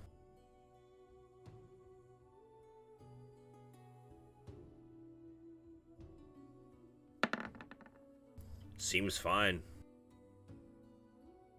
Seems It's stable not 20, as it fuck. seems the most stable you've ever seen. All right, shall we? Yeah, but I think we need to check it as soon as we, or you, since you can see further than me, as soon as you see any debris or signs of damage to the tunnel, we need to start checking again. All right. We start walking down. Do we start seeing anything? You guys walk for, I don't know, a good 30 seconds or so, and then the tunnel seems to curve to the left. The tunnel curves to the left up ahead. I don't know if this would be something my character would know or not, but like from what she told us and from knowing where the position of the keep is versus the river gate, do I know what direction we started down the tunnel? Like northeast, southwest? Oh, yeah, north. Definitely north. There's only one way to go. Okay, so we were going north and then it's curving which way? Left. So towards the river. Yes. Okay. Knowing that, I would say something about how if the collapse wasn't man-made, but because of weathering, it might get worse the closer to the water we get. True. Did you want to turn back? No, just this is one of those things that would make me want to start checking the roof again. But if you poke it and you poke a hole into the water, we get drowned. Let's see. I don't think we're underwater. I don't know, but I don't. Can we walk up to the curve and then see what we see around it? Sure. Yeah, you've got the better vision, so if you want to take point. You get to the curve and you peek around. It only goes for about 5 or 10 feet before it curves back to the right, so back north. It's going back north again. So we're going to walk around and look. Yeah, maybe they just had to dig around a big boulder they didn't want to remove. About 40 feet down, past the second curve, the one that goes to turns back north, you see the tunnel is collapsed. All right, this is where it's collapsed. Maybe you'd use your little pokey stick and make sure we're safe. Like how collapsed? Like we'd have to Like fully collapsed, like a cave. Okay, in. not like you could crawl through. No, it's caved in. Okay, so is there anything on the ground or anything? Anything written on any of the walls? Give me perception.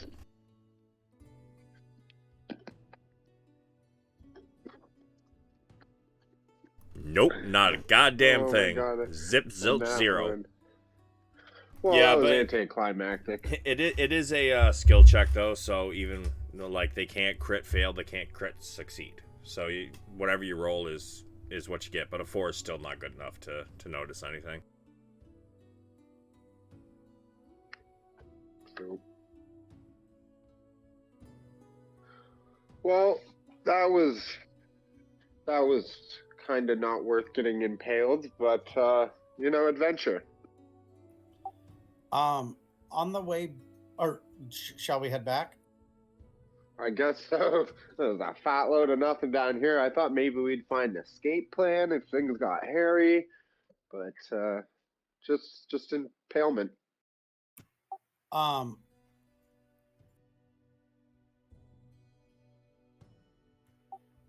thinking of phrasing. Can we start heading back? Yep, let's go. Yeah, by all means. I'd like to do something when we get back to the curves. Sure. So imagining that maybe the curves are going around something, I'd like to pay attention to the wall of the tunnel facing this imaginary thing that it's going around. Does it look like it's different somehow? It does not. I'd like to poke at the wall partway through the curved part. I'm gonna walk past him before he does that, so that I'm on the side of the wall that the ladder's on. Give me a luck roll, Padraig.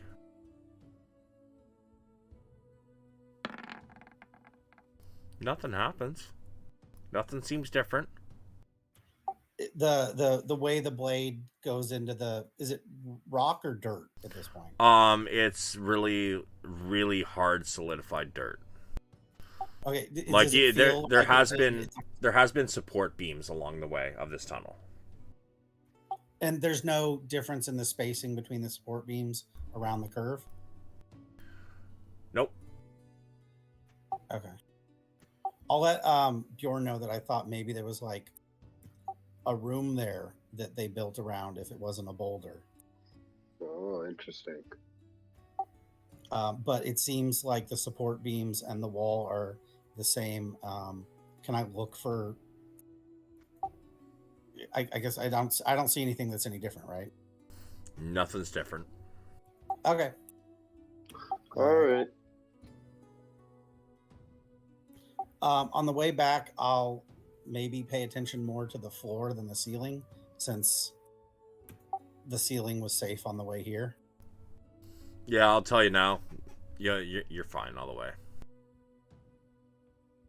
All right. So when we get back to the ladder, if the ladder broke, are we able to lean the ladder up against the wall? You want to try? Yes. With Padraig's help. Padraig, will you help me lean this ladder up? Yeah, that sounds like a good idea. It should get us up high. And because how far was the fall? If I had fallen from the bottom when the ladder fell, what's the distance from the bottom of the ladder to the ground before it impaled him? Like about 3 feet. Yeah, so we should definitely be able to reach the rope if we lean the ladder up. Yeah, well, and the rope was only like 5 feet short of the ground. So, Yeah. like, I could reach the rope.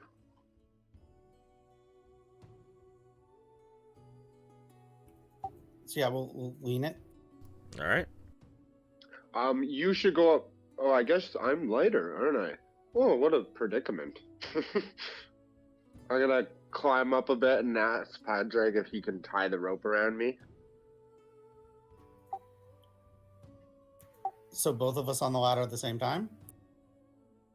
Yeah, like No, 'cause the rope is 5 feet up, but for it to like wrap around you, yeah, dude, you're looking at like he would have to be like 10, 15 feet up to actually I'm get to your gonna waist and climb shit, up right? the rope, and as I'm climbing up the rope, I'm gonna keep wrapping the rope like into a loop around my arm, so it's around my hand, but I'm still able to grab onto the ladder. Oh yeah, give me an athletics. Yeah, no, you're not. You are unable to pull yourself up past the first few feet. I can't climb a ladder. Oh, sorry, I misunderstood. I thought you were like I'm not climbing by the rope. I'm wrapping the rope as I get up the ladder. I'm making a loop out of the rope, having it in my hand. That way, in case if I fall, I'm still holding onto the rope. Sure, yeah, okay. By the time you get halfway up, though, I want a luck roll.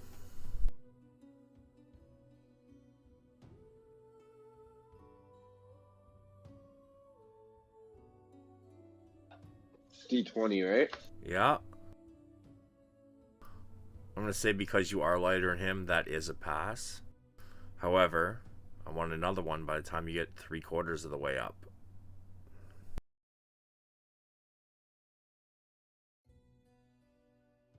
Wow. Yeah, you get the rest of the way up, and Becklin's up there. She helps you the last couple feet. I throw the rope back down to Padraig. Okay. I tell him once you get up far enough, we can pull the rope up as you come if you tie yourself off. Are you trying to go up the ladder, Padraig? Yes. I have a mechanics question. Sure. Was it Dex earlier because I was trying to be fancy with the rope? No, it was athletics. I never rolled athletics or strength. It was Dex. You did a dex save when you fell. Yeah, the dex save was so you rolled the 3, which is why you fell. Or why the thing snapped. And then you rolled a dex save to try and keep a hold of the rope. You weren't able to squeeze your hand around the rope in time, which is why you fell. Okay. I'm gonna try to climb up the ladder to where the rope is? Sure, it's I mean, once he drops it back down, the end of the rope is only about 5 feet from the ground. I am going to. What do I have that's so heavy? Is it the chainmail? Probably, yeah. That shit's heavy. It's 55 pounds.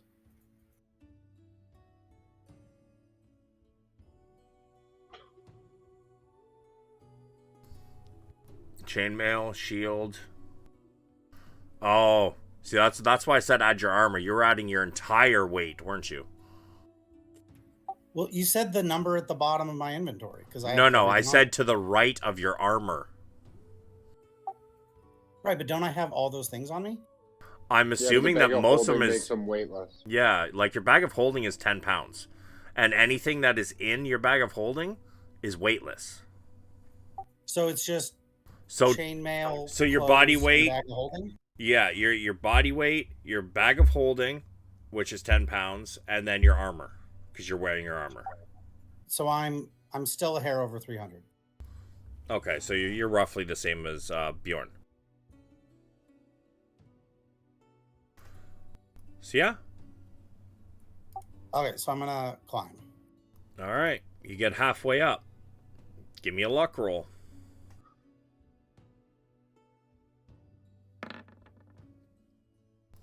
Yeah, you're fine. You get 3/4 of the way up. Give me a luck roll.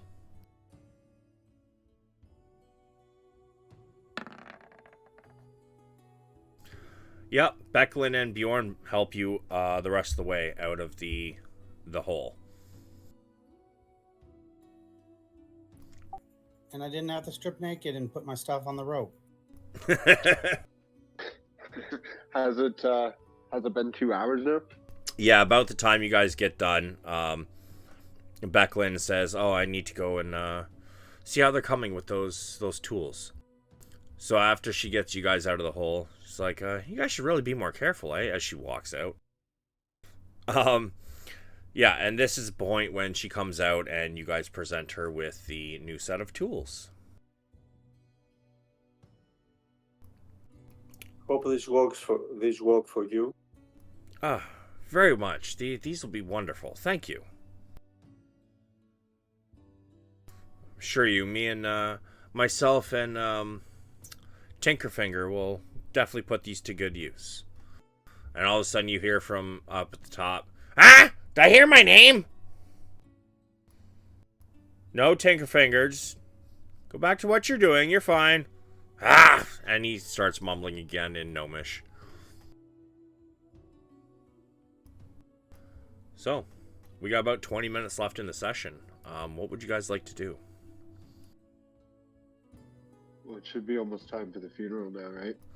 At this point, it is probably roughly 4 o'clock in the afternoon. So you guys still probably got a couple more hours, but by all means, if you guys want to flash forward, we can. However, we're not going to have time to get through the whole funeral section right now. So, if you guys would rather do something else, then by all means. I'd suggest we check out that other the place. What is it? The fishbowl that supposedly has better food. I am with you. There might be people gathered there eating and drinking before the funeral versus just townsfolk having lunch. And supposedly they have better food. Okay, let's try it. So it takes you guys probably about half an hour to get across town to the fishbowl. No, that's a little long. 10 minutes. Take about 10 minutes to get to the fishbowl.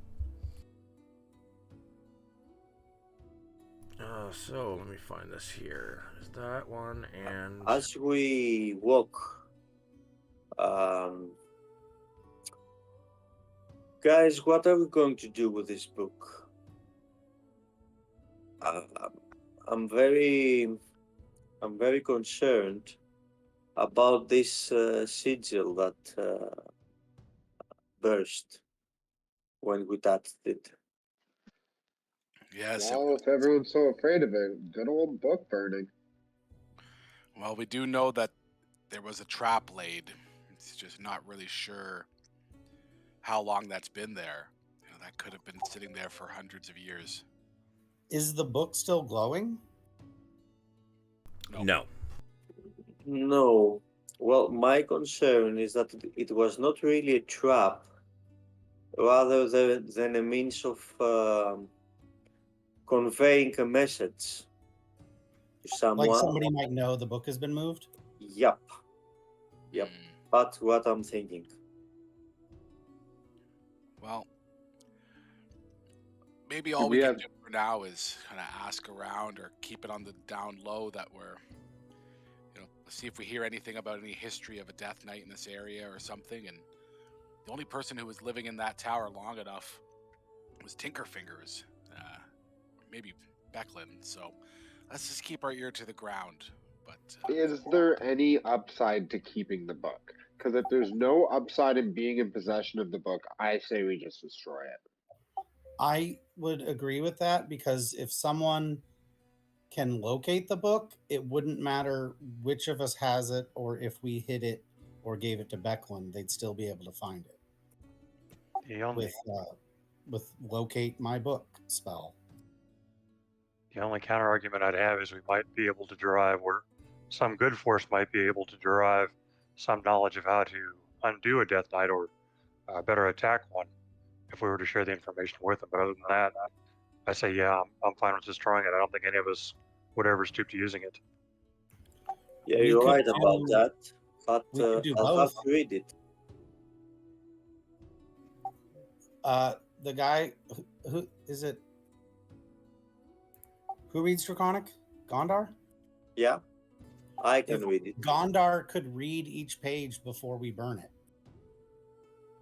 That would Okay. be a way to kill 2 or 3 hours. Like, This is forbidden knowledge, though, then. Would that not just live on in his head? Someone could still get it. not knowledge isn't forbidden. It's how people Yeah. choose to use it. I think if Knowledge we is hold it with just a tool. I'm just saying, like, if some of us want to destroy the book, but we also want to maybe glean some knowledge from it, couldn't we do both? Just Yeah. see if there's a way to undo or destroy a Death Knight once it's created, and then destroy the book. agreed. Let's make sure. Yeah. Maybe try to discern any clear weaknesses or any advantages we would have should we find the owner of this book. Hmm. Or a way to disrupt whatever the creation thing is. If it's a spell or a ritual or an item that does it that needs to be destroyed or found. Or if the book discusses strengths or weaknesses of Death Knights. Yeah.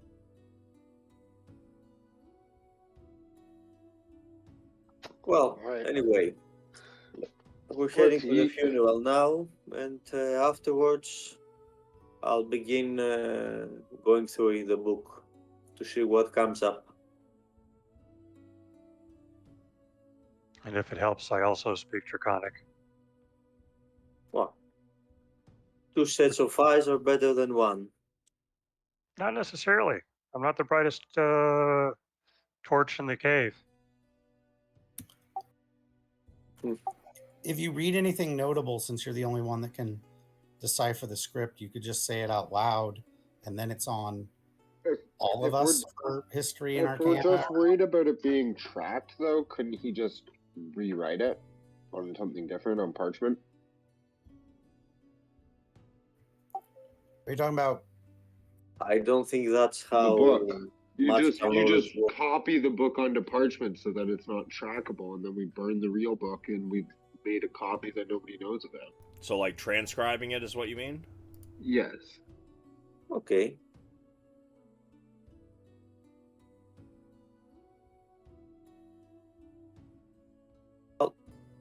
Another thing that concerns me is that it's written in Draconic. You know Draconic, Common, and what? I also know Abyssal. So you should be able to transcribe it into any of those languages. Yeah, possibly, yes. We can put it in Abyssal.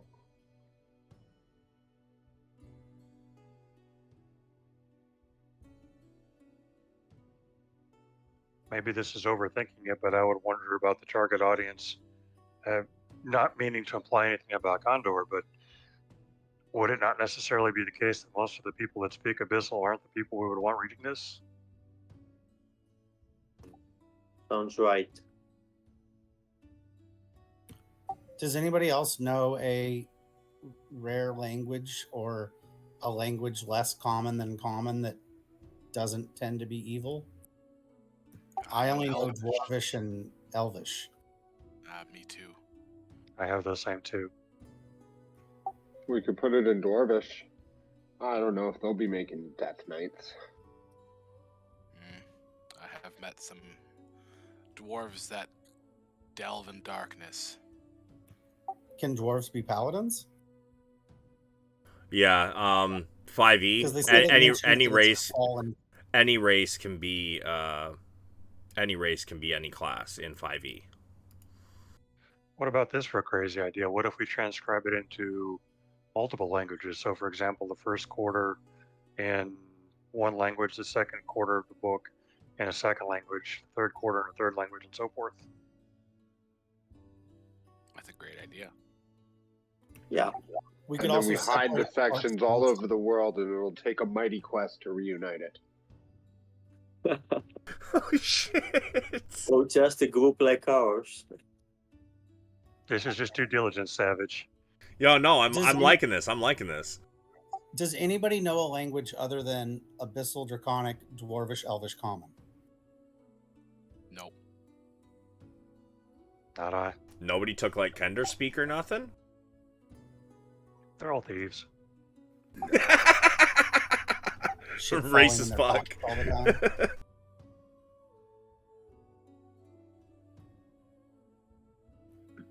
Would I be I able was to just going to speak suggest that bear, there's Blair? 5 of us. Would I be able to speak the language of the bear? Is that part of your class features? No, but like I was a wild bear and they're doing growls and grunts. Could I write in bear? I mean, they don't have a written language, bro. They're beasts, man. They don't have written language.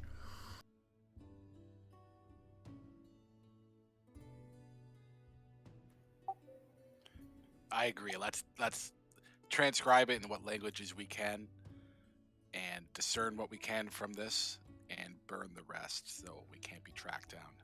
Could one of us be learning a new language while the other two are transcribing their parts of the book? That's gonna take longer than like a few hours, dude. That's like months of work. You'd pretty much like all of your downtime. That's what you would have to be doing if and even then, like by maybe halfway through the campaign, you would know a new language. Languages take a long time to learn. How long is the book?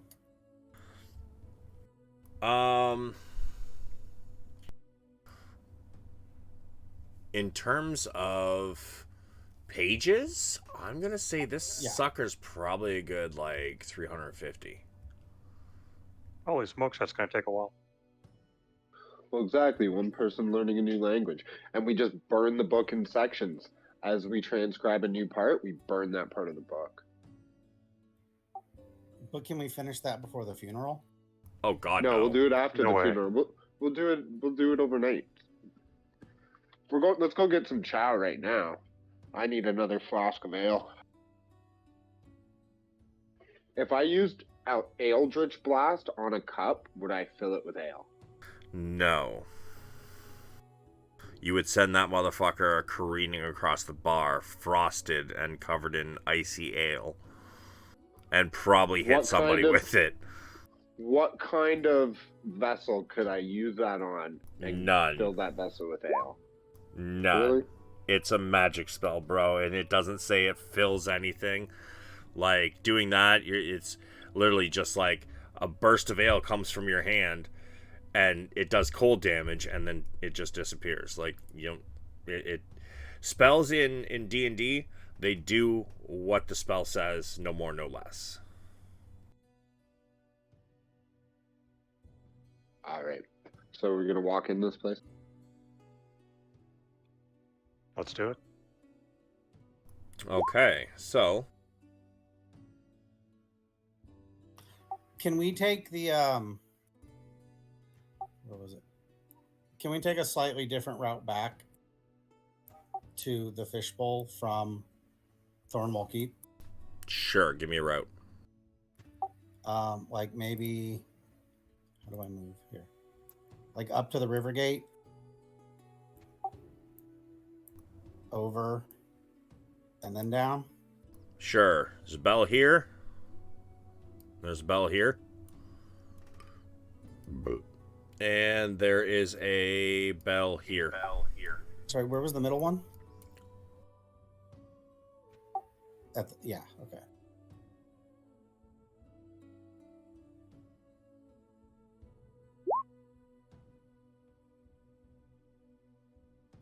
Thank you. Mm-hmm. Yeah, so you guys get there. As you guys enter, though rather cramped, it seems to be kept up pretty well. Nothing fancy about this place, but the smell of fish and weak ale is strong here, with all the fishermen coming straight there from their with their daily pay, and the fish pies that seem to be eating.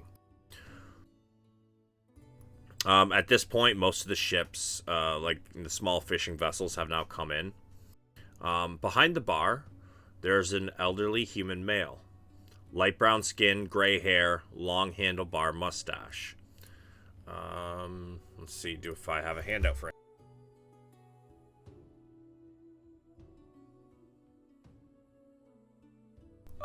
It seems I do not. But same thing as before, as you guys enter. Hey now! You gotta keep your bear outside. No bears allowed in here. What bear? I don't see a bear, sir, because I'm wearing my disguise and I have a fake mustache on. I didn't see any bears.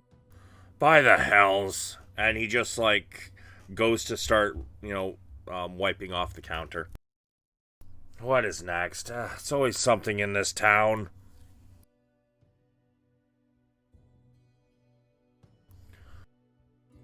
Shall we grab the table? Indeed, if there's room. There is. You guys find a table easy enough. And a barmaid comes over before long. Hi, y'all. What can I get you? One ale, please. Okay, and the rest And a is? fish cake. I don't know what a fish cake is, but we have fish pie. Yes. Sure thing, sure thing. Best in the town, I promise. For the rest of yous? Do you have any red meat? I think we might still have some deer left over. It's only about a day old. I'll take that. I'll take some deer also and a mug of beer. All right, very well. Ale and a fish pie, please. All right. And how about you, handsome? Oh, that must be me, not. When in Rome, I will have a cold beer and a fish pie, please. Very well. Be back in a moment. And she leaves. And it takes her about 5 minutes before she comes back. But those of you who get the fish pie, the crust is even flakier than the other one. However, the fish is not spiced quite as well. See, this place, the crust is better, but the fish isn't as good.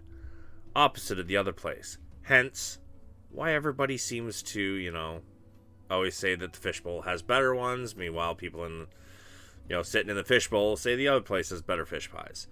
The deer meat is rancid. No, I'm kidding. It is actually very tasty. It has a very gamey taste, but not too strong. She gave you basically deer steaks. What do you fucking spice deer with? I don't know. I don't think I've ever cooked deer. What do you spice? Salt, Pepper? I say the pepper, steak. Just salt and pepper? salt, And pepper, butter. paprika, brown Yeah, it's sugar. red meat. Ooh, yeah, some Yeah. brown sugar. Yeah. Yeah, so it comes out, and it is actually very tasty. There's a nice little side of vegetables there. The vegetables are kind of small. You guys are getting, this area is rather northern, so you guys are getting close to the wasteland, so the vegetables don't grow quite as well here, which is why everybody eats fish mostly. But the ales, however, taste a little weak, a little watered down. They're not the greatest, but they're also still not horrible. You know, the other place, think the other place was basically like, I don't know, a Stella Artois, and this place is Bud Light. You know, kind of watery. But the waitress is very pleasant, and she gives you your food. You guys taste it. You know, it's decent. She just says, "Well, what brings y'all to town?" I'll We're here ask for the with you funeral. for the funeral. Oh, for Ispin? Oh, what a dear. He was wonderful.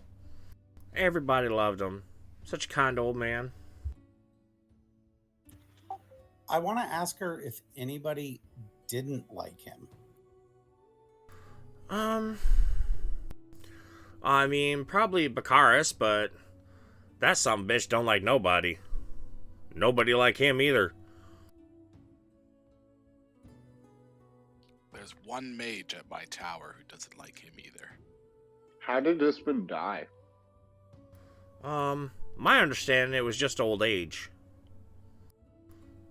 I mean, he retired here some 10 years ago, and he's been here since.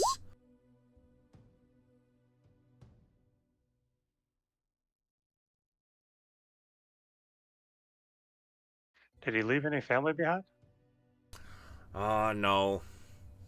Closest thing he had to family would probably be Becklin and Cudgel. Cudgel? Yeah. Yeah, the dwarf. Yeah, the dwarf. Here she's outside of town right now, with her mercenary band. They came in for the festival and for the funeral. Well, Cudgel came for the funeral. I think they just happened to be in the area and, you know, decided to come for the festival.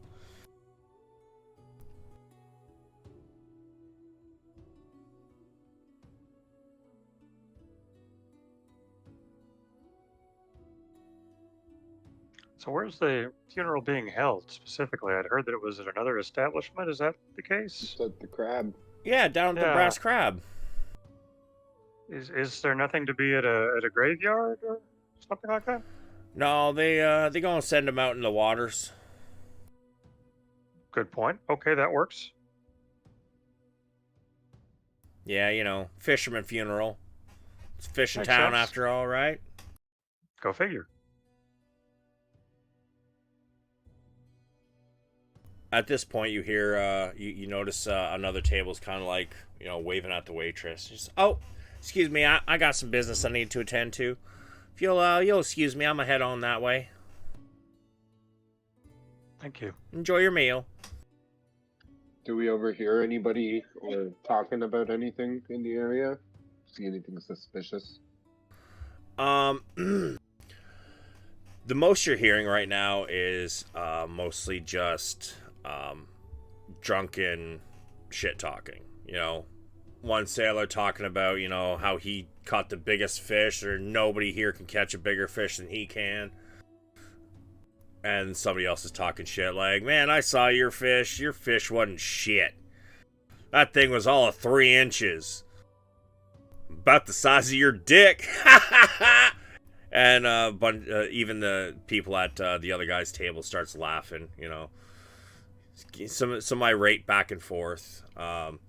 Just, you know, the usual sailor bullshit. But there's nothing major going on.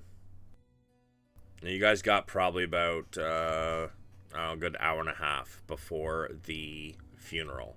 So we are at midnight. So is there anything specific you guys want to do for the next hour and a half in game? Well, let's say if our rooms are ready, I'd like to take a little rest there and study the book a little. Yeah, sure. Yeah, I wanna- hopefully you I can wanna- figure out the important parts so we don't have to copy the whole thing. Yeah. But I think we should keep the book on us when we go to the funeral. Agreed. Of course. If somebody tried to locate object on something inside somebody else's bag of holding, would they find it? Because isn't that a pocket dimension? Look at you with the fucking Yes. questions. I I think don't know. It has to be close enough.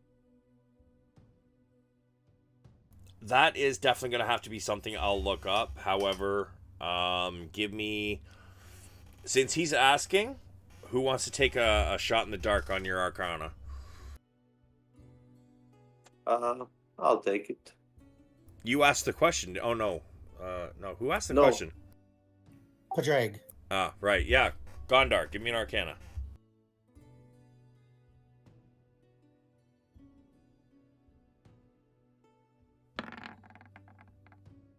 You don't know. Yeah. All right. But Gondar says he's going to finish his meal and then for next hour and a half, take a little rest, look over the book and whatnot. What are the rest of you doing? I'm gonna play some music for the crowd. Here at the Yeah, I'm fishbowl? just- Yeah. Did they give us 5 separate rooms or one big room? At Brass Crab, it is 5 separate rooms. Oh, did everyone go back to Brass Crab? Gondar did. Nobody else has said what they're doing as of yet. I'll go with Gondar. All right. All right, I'll go too, and I'll just play music at the Brass Crab. Okay. I'll go as well, and I'll retire to my room and work on sharpening my spear and polishing armor, weapon maintenance. Okay. Yeah, I go with them, and I'm hanging in the bar, listening to the music and getting ready for the funeral. Okay. In that case, Gondar, how long are you spending studying the book out of that hour and a half? The whole time. Okay. Now are you trying to transcribe it or are you just reading it? What are you doing? Well, first of all, I like to get the hang of it. So I'm reading the introduction and then looking at the index, if there is one. So you go to the back of the book and you notice that several of the pages are completely blank. There is no index though. And they are so blank they look like they are brand new parchment. This does not look like parchment that is several hundred years old. The rest of it does though.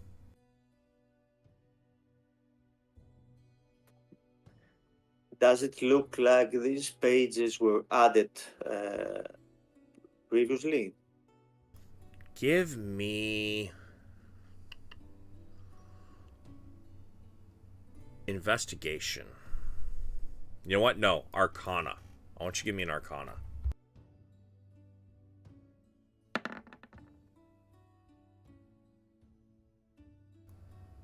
Now, you don't recognize the symbol of the sigil that flashed. However, you feel that something's wrong. Not with you yourself, but you feel like maybe that sigil has something to do with these pages being blank.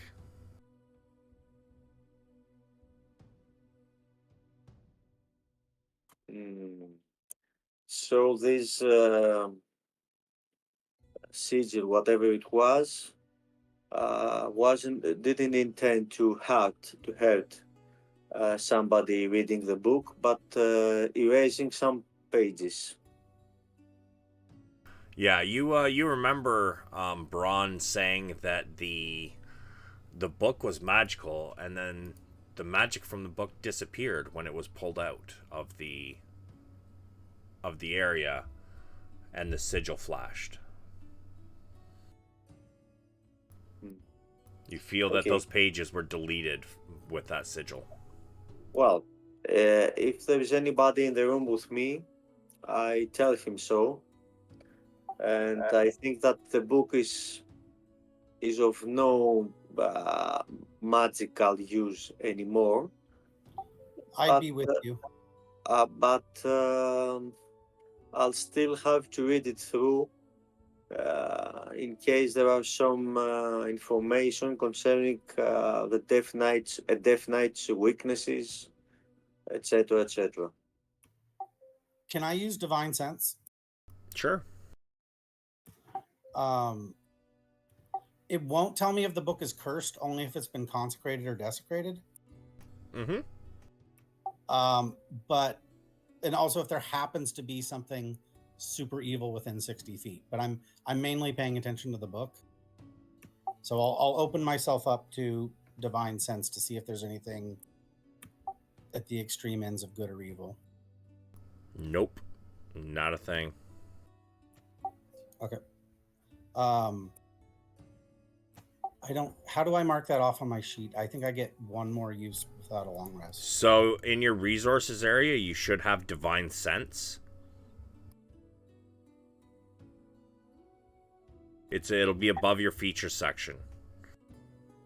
Bunch of little boxes. Resources? Oh, okay. Oh shit, I get 5. Okay, so just tick it down to 4. Yeah, I think it's based on. Is it based on your charisma modifier? Yeah. I didn't realize my charisma mod was that high already. Yes. So the top number is your total you're allowed, and then the big number in the box will be how many uses you have left for the day. Okay, I'll mark. I'm not getting a long rest before the funeral, so I'll tick down lay on hands also. Yep.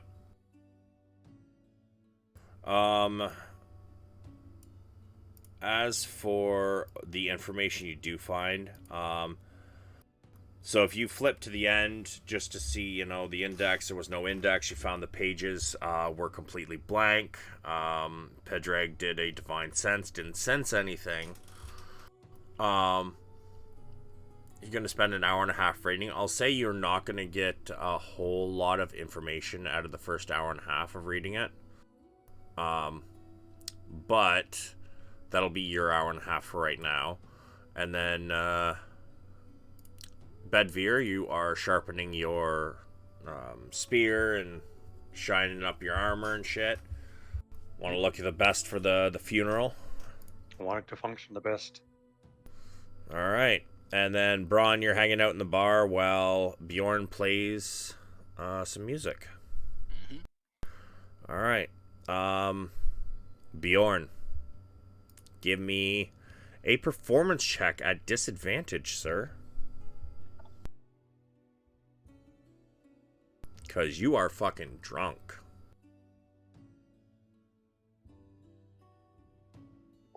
I'm playing the flute. Yeah, you don't even get through your first song before you're booed off the stage. Rough. Yeah, really rough. Should slow That's down on that okay. shit, you alcoholic. You said there was only 10 shots in a bottle. I said 10 drinks. I didn't say Yeah, shots. drink shots. No, usually when you pour pour a drink, not a shot. I mean, it's usually a 2 ounce in a glass. This is barely smaller than a fucking 26er. And your bear is apparently 300-pound bear. Bitch, I'm 350 pounds, and by the time I get down to a fucking bottle, I'm still fucking sloppy as shit. Fair enough. Yeah. So yeah, no, I you, fall off the stage. Braun, you see this happen. You want to do anything? Not quickly. I just kind of finish my drink and go over there and help him up if he doesn't get up right away. All right. So eventually, Braun comes over to help you up. Braun, what would you like to do with him? You want to sit him down, get him some water? You want to take him to his room and let him I pass just out kinda for a little bit, lean or him what? up. Yeah, I just kind of lean him up where he is. I don't move him very far, and just say, "Hey, you need some water before we get started here? What's going on?" I need fish cakes. That'll fix it. And I go over and tell the barkeep to send a couple fish cakes over to the big lump on the floor over there. Yalme says, yeah, sure, not a problem. Might want to have him a little sober before the funeral in like an hour and a half. Yeah, these fish cakes should soak it up. All right. Fish cakes are 3 copper each. There you go. And I pass it over. Yep. She brings out a couple, piping hot.